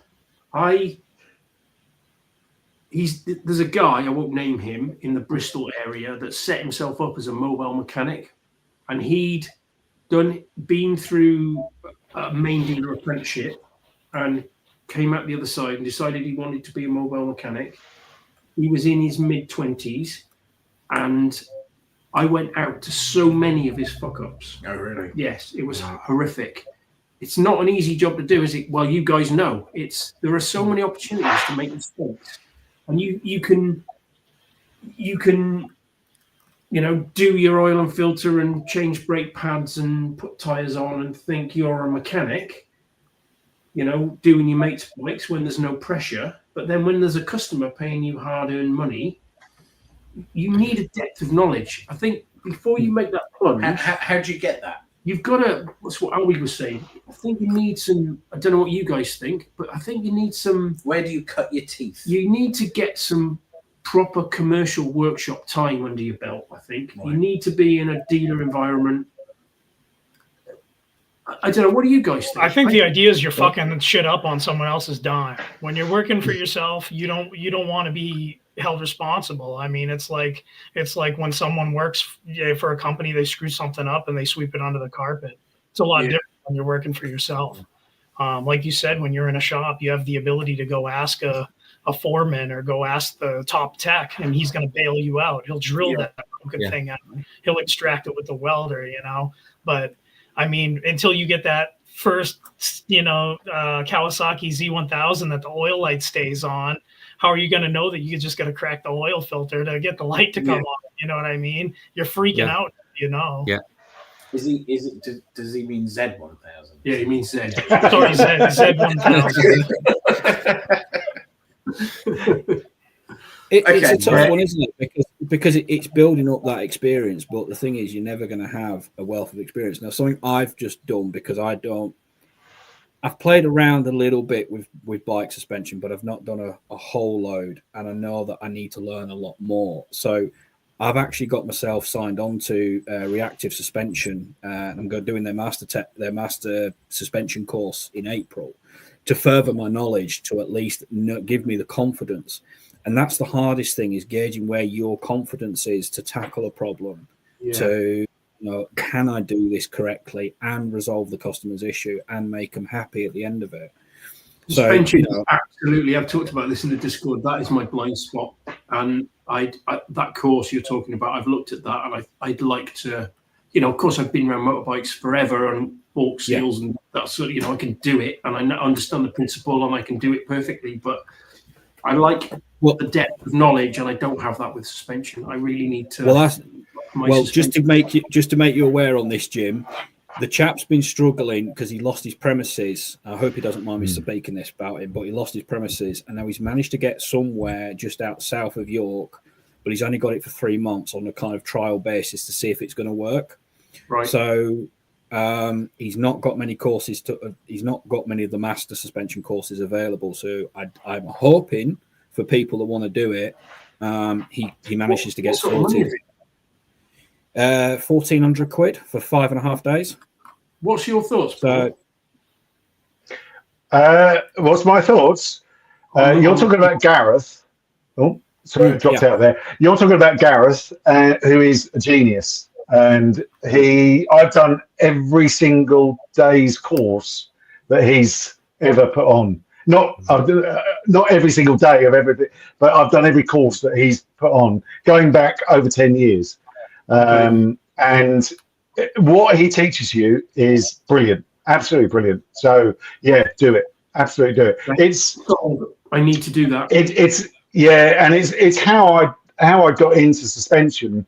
Well, no, it was before that, but I quickly realised I was kind of, well, this is really good stuff, but I have no idea what I'm doing.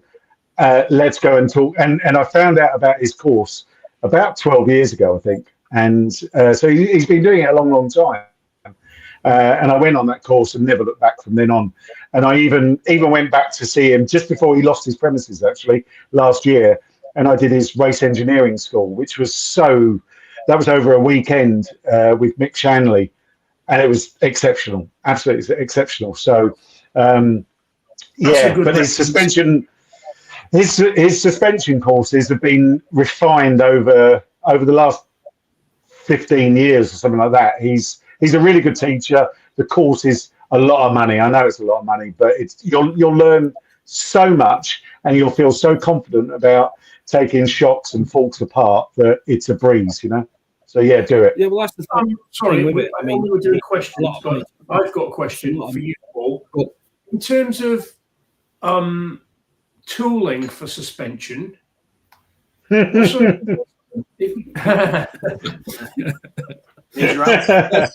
right, you don't need to say any words.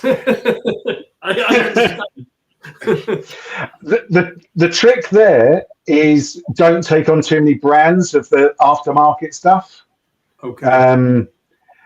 Get yourself enough tooling, proper tooling, to do the OEM KYB shower stuff initially, before going, do you know what? I really want to do Olin's, or I really want to do K-Tech, or I really want to do Gatubo. because every time you say one of those words, it's another 5,000 quid in tools kind of thing. I mean, it's mad. Probably not quite that level, but also, you know, the minute you go, I want to do shock absorbers, then you're going to need a vacuum pump, and vacuum pumps aren't cheap, you know. So, yeah, you slowly build up on stuff every time. I mean, there's some reasonable fork holding tools, but I've got like 20 fork damper rod holding tools, and you're like, you open a fork up and you go, I've never seen that one before, and you know, this one might work, and then none of them work, and you end up buying another damn fork damper rod holding tool, you know, and it's mad. You just keep buying them because of your fork seals video. Otherwise, I would have no idea what he's talking about. Yeah. Anyway, back to the questions. Benji, questions. So did we answer his question? Yeah, yes, I believe so. On his own. Been a question. I think try and you're in danger of coming unstuck if you're not careful, like jumping in and deciding you're going to be a mechanic and do it for a living. You say the commercial pressure is way different to your friend's pressure. Doing your mate's bike is very different to doing it for a paying customer, and there's time constraints, and they're possibly watching you. So again, I'm not in the motorbike industry. Is it possible for you to just rock up to a motorbike dealer and say, look, I'll apprentice for you for a bit? Probably not. I don't. Right. That's a whole nother podcast, isn't it? Getting into the industry, maybe. Yeah. Thoughts, guys? That actually leads into another question that's coming up later. So maybe we just leave that one for a minute. Right. So the problem is the industry goes round in circles, because it will be for X amount of years we want experience, the next amount of years we want new lads with the qualifications and everything. It seems to cycle every 5 to 6 years. There seems to be a change of what the industry is looking for. There's a massive lack of apprentices, though. Car and bike industries, you know, in the last 10 years, nobody's taking on apprentices, and you guys might know this, but you go to your local bike dealer, and the guy that's the experienced guy in the workshop is 40, 50 years old, maybe even older. There are no young, no knowledge. There's no knowledge transfer to the younger generation. So that you're hitting on another question that's coming up later. So save that until then. One of the other questions, again, this is from Discord. I've got 2 more questions from Discord, and then we can go to the YouTube questions. What are some of the cost-effective ways to get high-quality tools and equipment when starting out? Somebody else want to take it? I've been quite impressed. I've recently been going to a lot of auto jumbles, and I've been kind of impressed with some of the stuff that you can get from there, brand new. And I think a lot of the lower-end manufacturers, like your US Pro Tool and Bergen, seem to have stepped up a bit. The quality, I don't know the longevity of it, but the quality's not been as bad. Whereas like the likes of Snap-on, to me, I think the quality's kind of decreased a bit. And for what you pay for it, I absolutely 100% agree. I think the quality of the high-end stuff has come down, and the other stuff's coming up to meet it. Yeah, definitely. Yeah, I think the way that you spend the money on your tools effectively is you invest more money on the tools that are typically specialty things or high-risk jobs where you need to have the right tool. But if you're just buying sockets, wrenches, and screwdrivers, unless it's a JIS screwdriver, which, you need a proper screwdriver. But I mean, I use garbage tools myself. I'm not going to lie. There's nothing worse when a socket explodes on an impact gun. That's an experience, isn't it? Yeah, I haven't had that happen, but I have one chrome socket that has a little hairline in it. But luckily, it's a Craftsman made in USA, so I think it'll live to the rest of my life, hopefully. Okay. Okay. Thank you. Moving on then. So what advice do you have for maintaining a work-life balance while running a repair business? Change your expectations immediately, because you're not going to have it for the first 3 years. Yeah. Yeah. They're perfectly fair. If you want to have any level of success in anything, you have to focus all your being into it, or else it just, unless you're just a really lucky guy. I mean, I don't see things working out for people that put 30% of the effort in, Yeah. I've got a different answer, actually, and my answer goes back to my pyramid of you have to consciously decide where you want to be in the market. So if you're going to work 23.5 hours a day for £10 an hour, you're going to have a really shitty work-life balance. But if you pitch yourself at a decent labour rate, and obviously it's a given that the quality of the work has got to be absolutely fucking spot on, and you've got to get all the other stuff right, all the communication, your branding, everything has to be perfect. But the price, your labour rate, or the price you pitch yourself out at, that communicates where you're going to be in that pyramid, right? Yeah. So I'd rather be closer to the top, and like I said earlier, do half the amount of work for twice the amount of money. And that way, then you've got some sort of, you know what I mean? Yeah. I don't know how you guys work it, but I leave one day a week for, I don't book anything in. Admin. Well, it's not. It's all the stuff you couldn't get finished. Right. Do you know what I mean? Yeah. Just to tidy all the loose ends up. I'm not fucking working at the weekends anymore. I'm not doing it. My kids are quite young still. I want to spend, well, like you do with your kids. We want to spend time with our family. You can't ever get that back. Don't sacrifice family time. I'd rather be poorer, is my answer. I mean, you say no. Yeah, I've got one of them circumstances where unfortunately I have to finish early on a Friday because that's the only time I get to see my daughter. So it's, for me, that's a given and that has to happen. Yeah, so you do it. You build your whole business around being able to do that. Yeah. Yeah. Okay.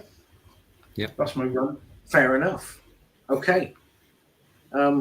You would have thought that as the Jamie of your Joe Rogan, I would have been prepared for the next question, but give me a minute. Come on, Benji. It's coming. It's coming any second now. Are you excited? Hang on. Is that the end of the? That's the end of the Discord questions. Yeah, the Discord questions weren't as forthcoming as I expected them to be, but thank you for those that did put questions out, Gordy. It's very much appreciated. Right. Okay. So how's this going to work? Let me do this. Okay. So the next question is from YouTube, and this is it. Jim, why is it main dealers don't want to know bikes over 5 years old? Can I give you my slightly sarcastic answer? I think you should just say what is I think that it's because most main dealers' mechanics are a little bit shit, and they only want to do the basic routine service donkey work, and actually they don't want to get involved with, you know, if you're in a main dealer workshop and a fucking bolt snaps off because you're changing an exhaust pipe, they don't own a fucking tap or a die or a, you know what I mean? I guarantee you, most main dealers, you had a snapped, I don't know, say you were changing the exhaust pipe and you snapped off 4 of the fucking exhaust studs, they'd want to put a new cylinder head on it. Right. Yeah. It would be £6,000, please. They don't want that sort of work because it just generates aggravation. And contrary, I think we touched on it, didn't we? And I'm not dissing main dealers because there are some really, really good main dealers with fucking really good technicians in it. Who are the bad ones, Jim? Name them.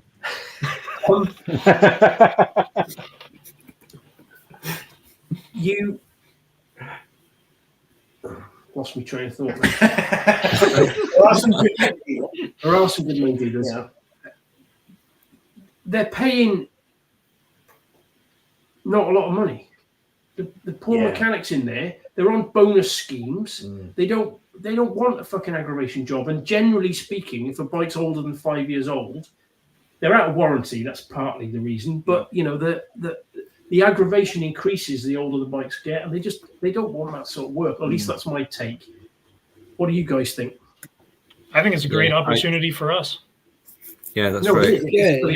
It is. It is a great opportunity for us. But I also think the dealers geared up for. They don't want to see a 5-year-old bike through the door. They want to sell you a new bike or a bike that's a couple of months old because they've got to keep that revenue turning, isn't it? So there's also an aspect of that as well. But I also do think there's a skill shortage. You know, again, it comes back to that. You know, how many people know how to deal with a broken bolt or a damaged thread or how to repair something? Yeah, and they don't want to know if it's not their brand. They don't want to know if it's not their brand too. I've seen that. Not interested. Yeah, that's true. I mean, the franchise dealers I've worked for, if it's not one of the franchises, not interested. Yeah. Just not interested. Okay. And it's not economical. So if you've got a broken stud and it's a £120 an hour labour rate, they're not very efficient at doing it. It's not. It just doesn't. Yeah. It's bottom line. It's a filter, basically, isn't it? Yeah. You know, it's that 5 year is a way of just trying to filter out all the shitty work. And actually, I'm not against it. Do you know what I mean? It's just we're circling right back to managing customer expectations. The aftermarket, which is what us guys are, is we've got to deal with the shit with the shitty bikes, and we're back to your awesome checklist, Albie. It's just communicating to the customer that I know you love your motorbike, but it's actually a pile of shit, and it's going to cost you a lot of money to fix it. And it's being able to communicate that, isn't it? Yeah. And the main dealers don't want to get involved with that end of the market, and I think just having that 5 year thing is just a way of it's about churn. Yeah, it's about churn, isn't it? Yeah. Okay. So the next question is. You've actually got a question, really. Well done. I am, yeah. So Prego says, Jim, why don't you recruit someone to manage your leads and admin like a PA? I mean, I can answer this. It's because answer for me. It's because they'll fucking leave in 10 minutes and probably just fuck out of you afterwards. That wasn't the answer I was expecting. But it's true, though, isn't it? Every single person here, and you've all had spanners in your hands, you'll know the answer to this question instinctively, in that, if somebody rings up and says, I've got a bike with a misfire, and, you're immediately, so does it do it when it's hot? Does it do it when it's cold? When did the problem start? You're immediately... what did you do last? The problem in your brain, and if having an admin person, I've just serviced this bike. So what are all the parts? I know what I used when I serviced it. I'll go and look the part numbers up and make. If they're coming to me and saying, it just, what do you guys think? I think you nailed it. It wouldn't work. It'd to know longer is why I wouldn't do it. That's why a good mechanic makes a proper service advisor. I've had some of my friends I worked aside with them as mechanics, and then they've become service writers, and they're very, very good at it because they know how to sell the job. They know how to describe the job. They know every single part that's involved. They know what might break, and it ends up with a better customer service experience. But that's where our place in the market is, because we are the service writer, the mechanic, the owner, the janitor, That's why we should hold our value in the marketplace. Yeah, so I've even so my wife is an administrator. Let's just call it that. It's way more than that. She'd hate me saying that, but very skilled in that department. Let's put it that way. And she could easily manage the back end, but it just wouldn't work because there'd just be constant questions about what about this part, what about that part. It's really hard to. You guys know what I'm talking about. I know you do. It's the sense of explaining things that you already know. You've already gone through it yourself, and taking the time to explain it to someone else, It's like a relay race of information. It doesn't really make sense. Isn't that just? I mean, I'm talking to somebody that does recruitment, right? I employ people. Yeah. There is a growing pain there. When you get somebody fresh into your business, they are the shittest that they will ever be. Mm-hmm. But if you've done your recruitment properly, when you train them, they're going to be way more powerful inside your business than they were when they started. So it just sounds to me like actually you're right in what you're saying, but actually I'm just explaining to you stuff I already know. Yeah, but what are you going to do? You've got to train. Albie's hit the nail on the head. You've got to train them to be a fucking mechanic first, and let them have 20 years experience as a mechanic. No, I don't. Then maybe they can do that job. No, I don't think that's true at all.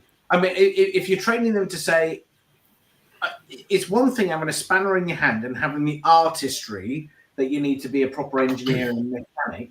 It's another thing to say, actually, when we get somebody in with X, Y, and Z problem, these are usually the things that we need to look at to fix it. Those two things are very, very different. I disagree with you because I've worked with some service managers, right, that haven't been mechanics, and it's a fucking catastrophe. Yeah. Right? It just 100%. Could ever fix. I've also worked with service managers that have been, like Albie says, that have fucking got the skin knuckles and the dirt under their fingernails, and they're fucking awesome at the job. Okay. Yeah, so they already order the 4 bolts that they know is going to be on that assembly that always needs to be replaced. They've already ordered you the Loctite. Yeah. If you're in the back office doing the accounts, right, or in the parts department, not dissing the parts department, it's a slightly different thing. But if you're in the minutiae of I need to order these parts for this job, and I'm talking to the customer when they ring up and trying to diagnose the problem over the phone, you have to have walked the walk. That also goes back to the thing with working on 5-year-old bikes, because they're speaking 2025. They're not speaking 2020 or 2019 anymore. That's old news. You know what I mean? They're more trying to work on 2025. So I mean, again, as somebody that's not in the industry, you're saying there is no helping you people. Correct. It's damned if you do, damned if you don't. Oh, fucking hell. I don't know what the answer is. The answer is to employ the right person. Right. Yeah. But there are the right people out there. Right. But it's but not, they have to be a you. No, but they're not just walking down the fucking street, these people. No, I'm aware of that, but it's not something. My point is that you can't just start at 100%. No, but you can't. You also can't start at 1%. Yeah, but I didn't say that you had to start at 1%. Anyway, what's the next fucking question? Well, I think it's fair because it was very generous. I think we ought to just put this back up again. Oh, God, we've got a super chat. What a legend. So actually, he's put 2 in. So thank you very much to Death Upon You. Cheers. Very, very generous. Out for the audio listeners. It just says, I'm not quite sure what he's saying here. Put a stop to my working a full-time job. Wish I could. It's why I started to buy and sell. Oh, right. Why I started to buy and sell motorbikes, even though I'm still finding it very hard. Yeah, okay. So actually, this is slightly different. So this is not mechanic type stuff. This is actually trading in. This is. Do you guys buy and sell bikes at all? I avoid it. It's a headache. Yeah, it's something I'm not going to get into. I've been asked. It's something I kind of thought about it for about 30 seconds and went, I don't need that headache in my life. Well, the thing that I think is the factor now is like what Benji was saying about how customers will research things and then they'll gain a level of knowledge, which turns over to when you're selling a motorcycle. You know, you look up the values of this, that, the other, but as not understanding the operation of a motorcycle, you know, the thing doesn't run, the suspension's blown out, yada, yada, yada, whatever. They overvalue these motorcycles. So you have the market that's absolutely flooded with these $2,000 bikes for $3,800. And that's kind of what I'm seeing now is because everyone, not everyone, but, you know, every Brad, Bryce or Gage or Ryan on, you know, the local marketplace is trying to flip bikes, you know. Right. So I'm going to come to another question on the back of this, and that is from Stickweird. Any plans to show us more of that XSR you keep in the mantelpiece? So that sort of feeds into this kind of buying and selling. Why have you got that on your mantelpiece? Well,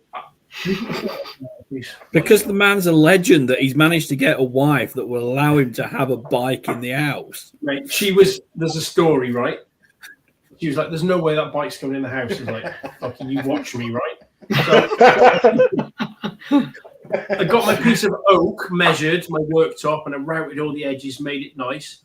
And then I waited till she was in a really important meeting that she couldn't possibly leave. And then she's not going to be able to move out of the house, is she? So and now she's used to it. So can I just say, ever so briefly, I owned that bike before you did. yeah, we did, yeah, because I couldn't get the money to go through, could I? So you paid for it. I had to buy it for you. Yeah, it's true. I had to pay you back. Yeah.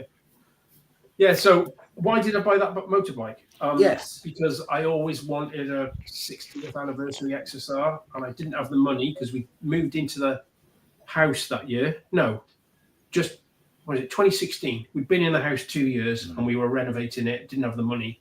Wanted to buy one. Couldn't afford one. but it is an investment, though. Well, hopefully, yeah. Yeah. It's if you look at the price of them, they've definitely bottomed out, and you know it's a 1 year bike, isn't it? They'll eventually it'll be. I mean, worth more than I paid for I it. remember the conversation with you about that, as in, if I've got this amount of money and I put it into a bank account, is that going to return me the same investment that I could have with this bike? It's basically it's if you've got the money anyway. and of course the thing is, if you put it into it, if you put it into an account, you can't look at it, Yeah, and exactly. you can't admire it. Yeah, exactly. Whereas actually, It's sat in the living room Yeah. with a spotlight on it, looking cool. Yeah, why not? I mean, the fact that you've got 2 young children pushing Haribo down the exhaust pipe, you start up there and start spitting out, you won't. Okay, next question is from Jamie Murphy. Where did you train, Jim? I'm originally from North Wales in the UK. I did my apprenticeship at the local Honda dealer.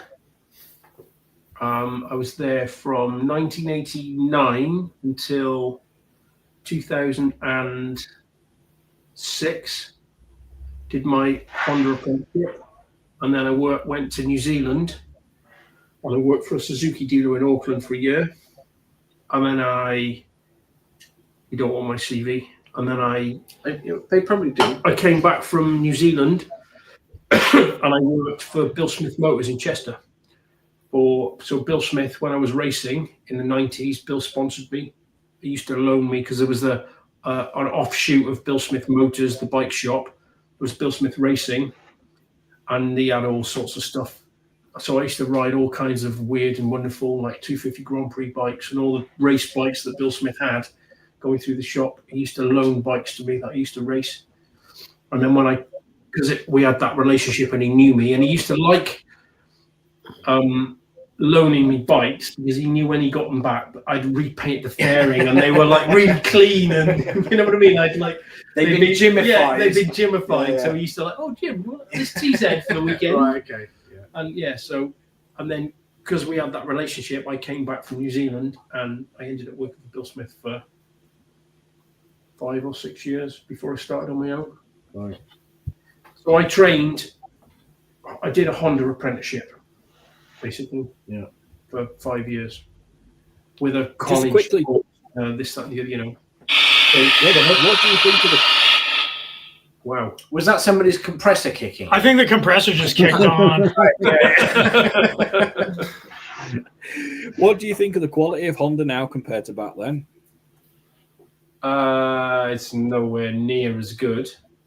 But then I don't think any of the manufacturers are. They're all built to a price, aren't they? Yeah. When you think back to the late 80s, how good the Hondas were, you know.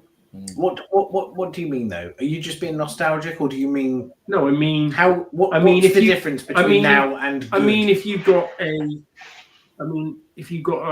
VFR 750, right now that had been well looked after, and a VFR 1200 that's a lot newer, and you put the two together and looked at them, the quality of the engineering of the earlier bike, the material they've used, the thickness of the bearing, it's a different thing. They're unrecognizable from one another. It's like the corrosion you see. It is nostalgic, but they were built in a... Right. I don't know, what do you guys think? I just think and all the manufacturers, they're all built to a price now. Well, that's the thing. I mean, you look at some of the corrosion that's happening on some of the newer Hondas compared to what you would have had back maybe even up to mid 2000s. The build quality, the finish is not as nice. I remember my first bike was a Suzuki GSX-R 600 2007, and from a distance that bike looked stunning. until you got up close and you saw all the little panel gaps weren't quite right, and the wiring loom. I mean, the wiring loom was shot within 2 years. It was corroded right through. Yeah, I mean, God forbid if you fucking put it away wet, you come back to it, there'll just be a big pile of fucking fur in the garage.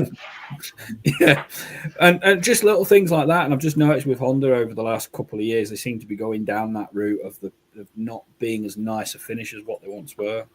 Yeah, I mean, all the manufacturers are the same, aren't they? They're squeezing the margins out of all this stuff. True. Next question, Benji. Okay. Stand by. Oh, this is a good one. Where do I find Discord? Well, fuck's sake. I think that was answered for. You don't know. No, that's all right. Fair enough. So, in the description, there isn't a description for this video, but if you look at previous videos, there's a link to the patron to become a patron, and there's a link to the Discord. Do you know what the web address is? If you become a patron, you will automatically, one of the things that happens is you get an email, which, an automatic email, which gives you instructions on how to get into the Discord. Right. But some people, I don't know what it is, some people really fucking struggle to make it work. I feel like they failed the IQ test. So they're not allowed in anyway. I don't want to be mean, but it's not that complicated. I think I had trouble at first. Is it discordsuperbikesurgery.com or something? It's in all the description of all the videos. Jim, you're going to have to calm down. All right? Just chill out for a second.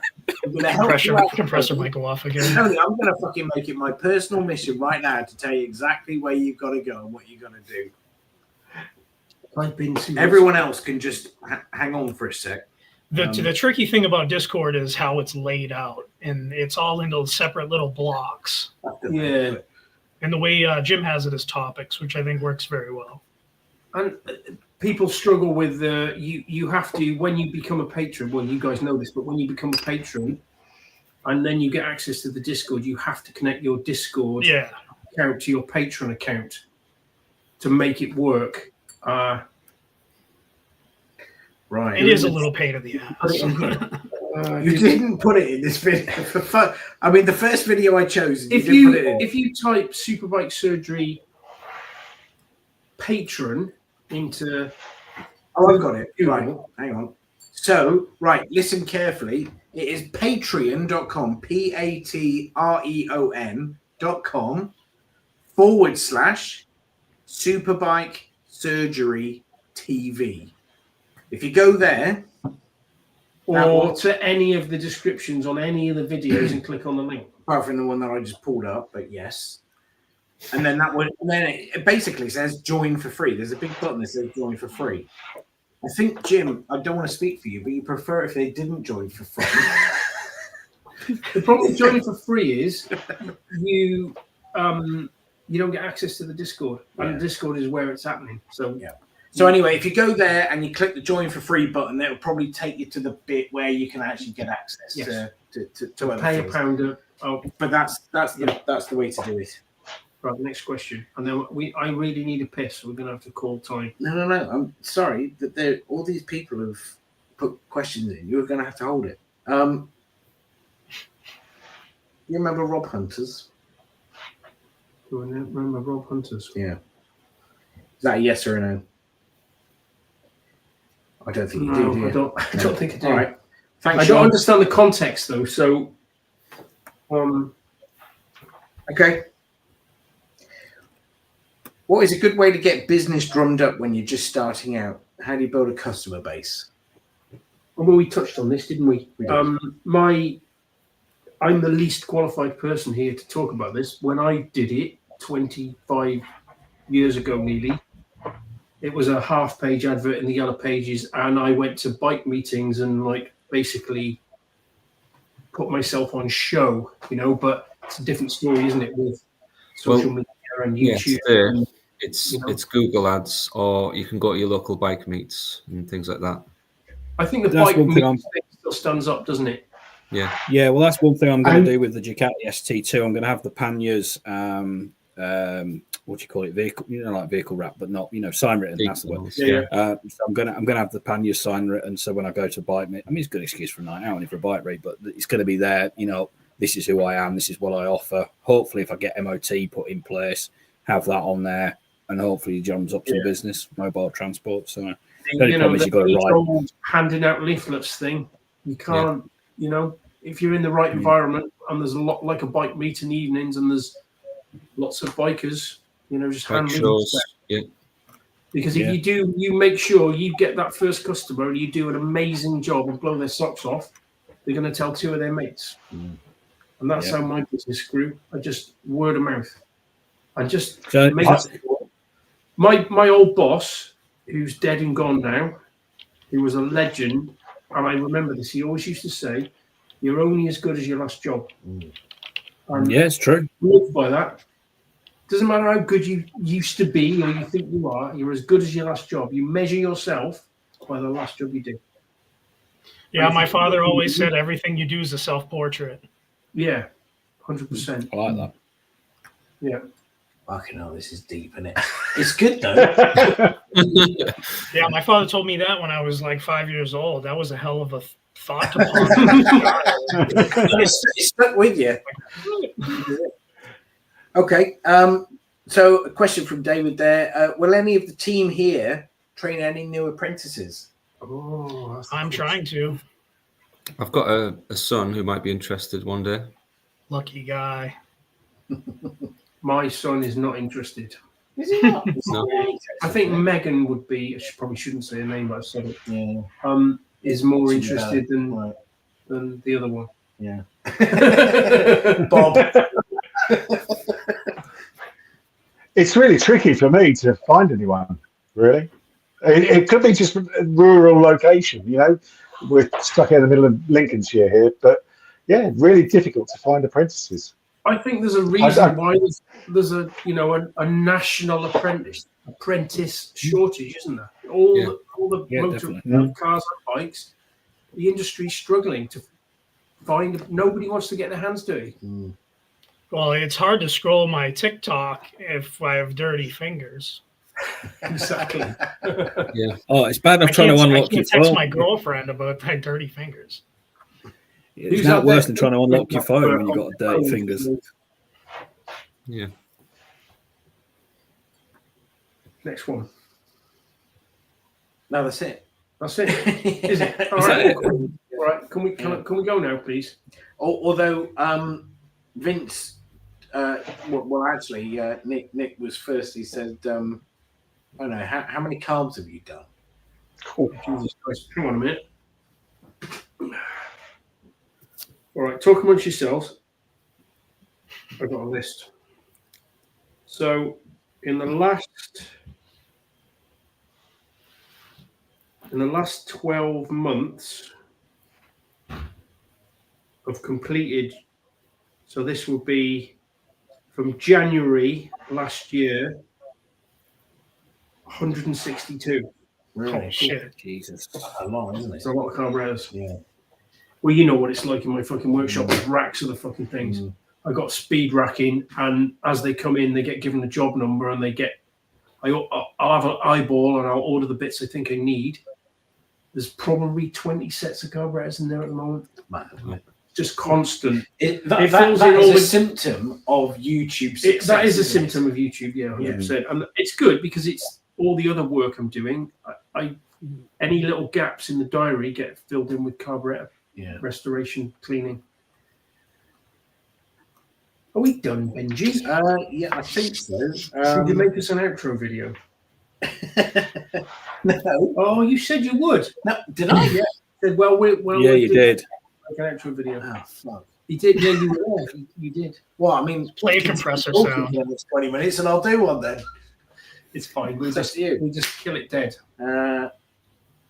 I just want to make sure that I haven't left any.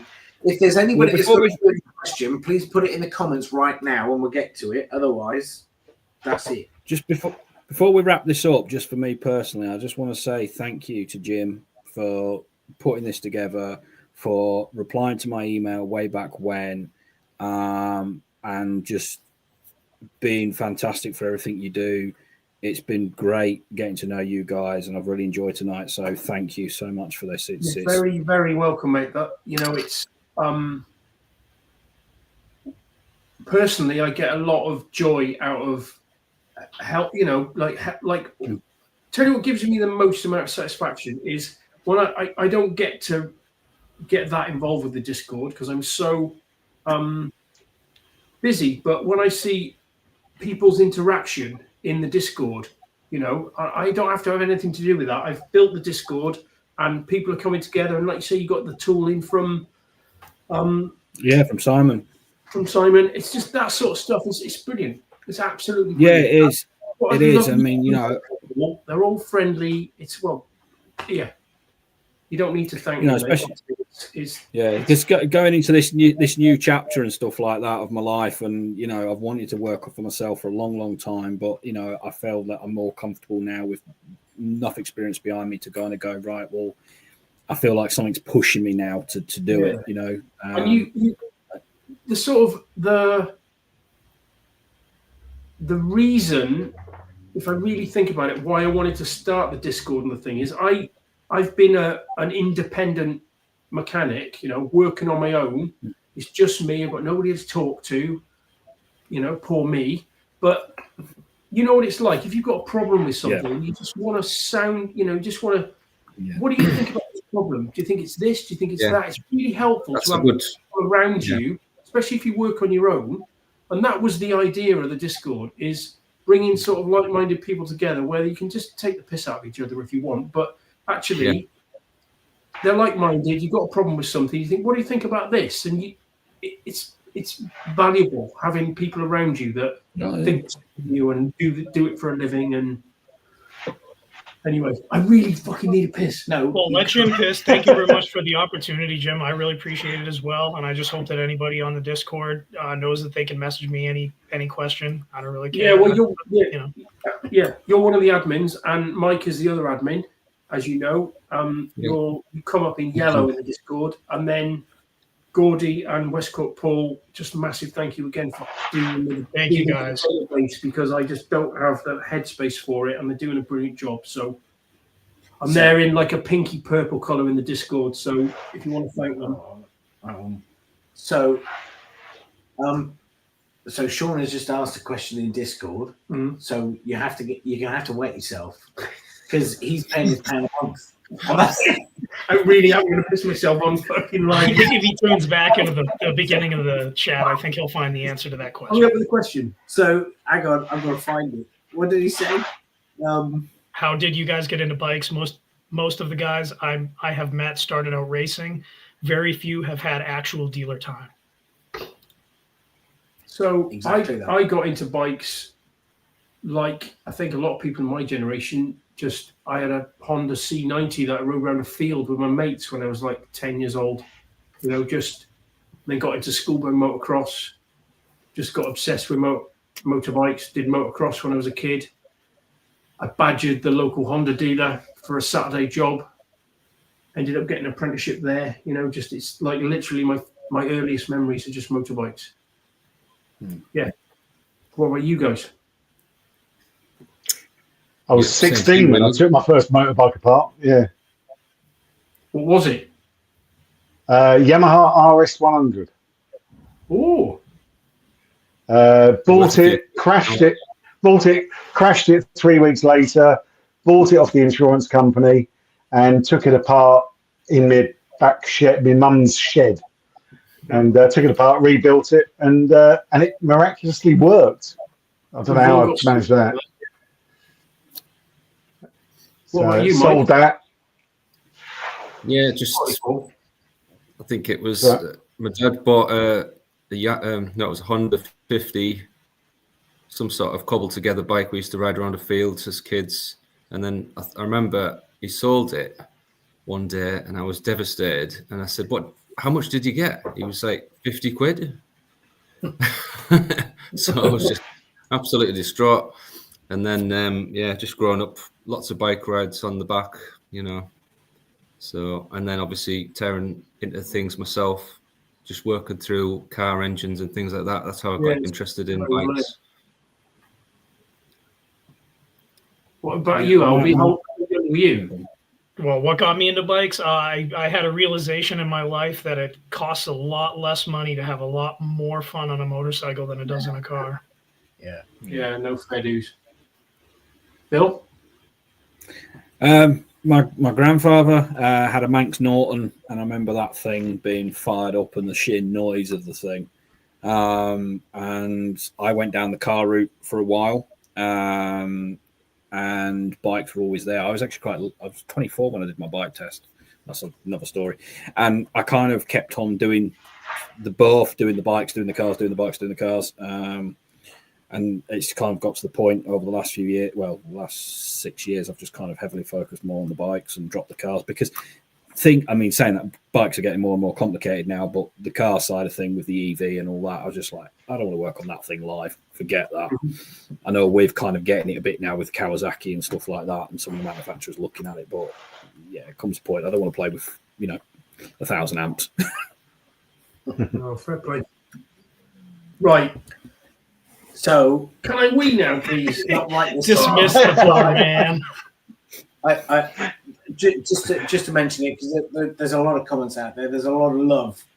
So I think it's just, it's fair to say thanks to everybody that sort of tuned in. I just think, thank you to everybody, and especially you guys for showing up.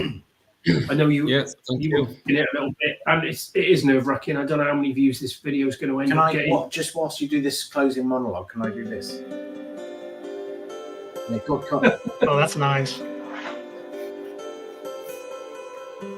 I'm not sure I can speak. Up, guys. We've built quite a community, haven't we? I hate the community, but we have in Discord. Cult is better. Cult, yeah, we've got an amazing cult. Don't tell them that. I appreciate you all turning up. I know some of you were a little bit nervous about coming on, and everybody's been brilliant. It might have taken 5 minutes to warm up, but that's all it was. We got right into it. It's been brilliant. And maybe we'll do another one at some point. Yeah, we could if you want, if the people want it.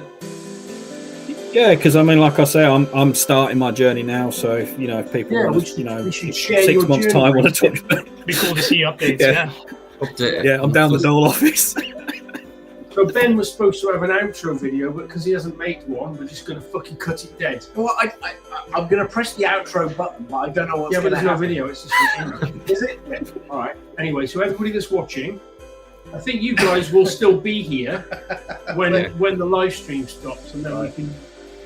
Okay. I need to piss. Okay. Push the stop button. It's time. Bye. Bye. Oh no. Oh, fuck's sake. Oh, hurry up! Hang on. Hold that pissing. You're on my shoulder. Oh right. Can I do that? You outroing a countdown. I can't fucking wait No, for that. It's not doing anything. No, hang on. It's like the awkward goodbye when you're still in the driveway. Yeah. The car won't start or something. You already said goodbye. There you go. 30 seconds. Why would it be 30 seconds?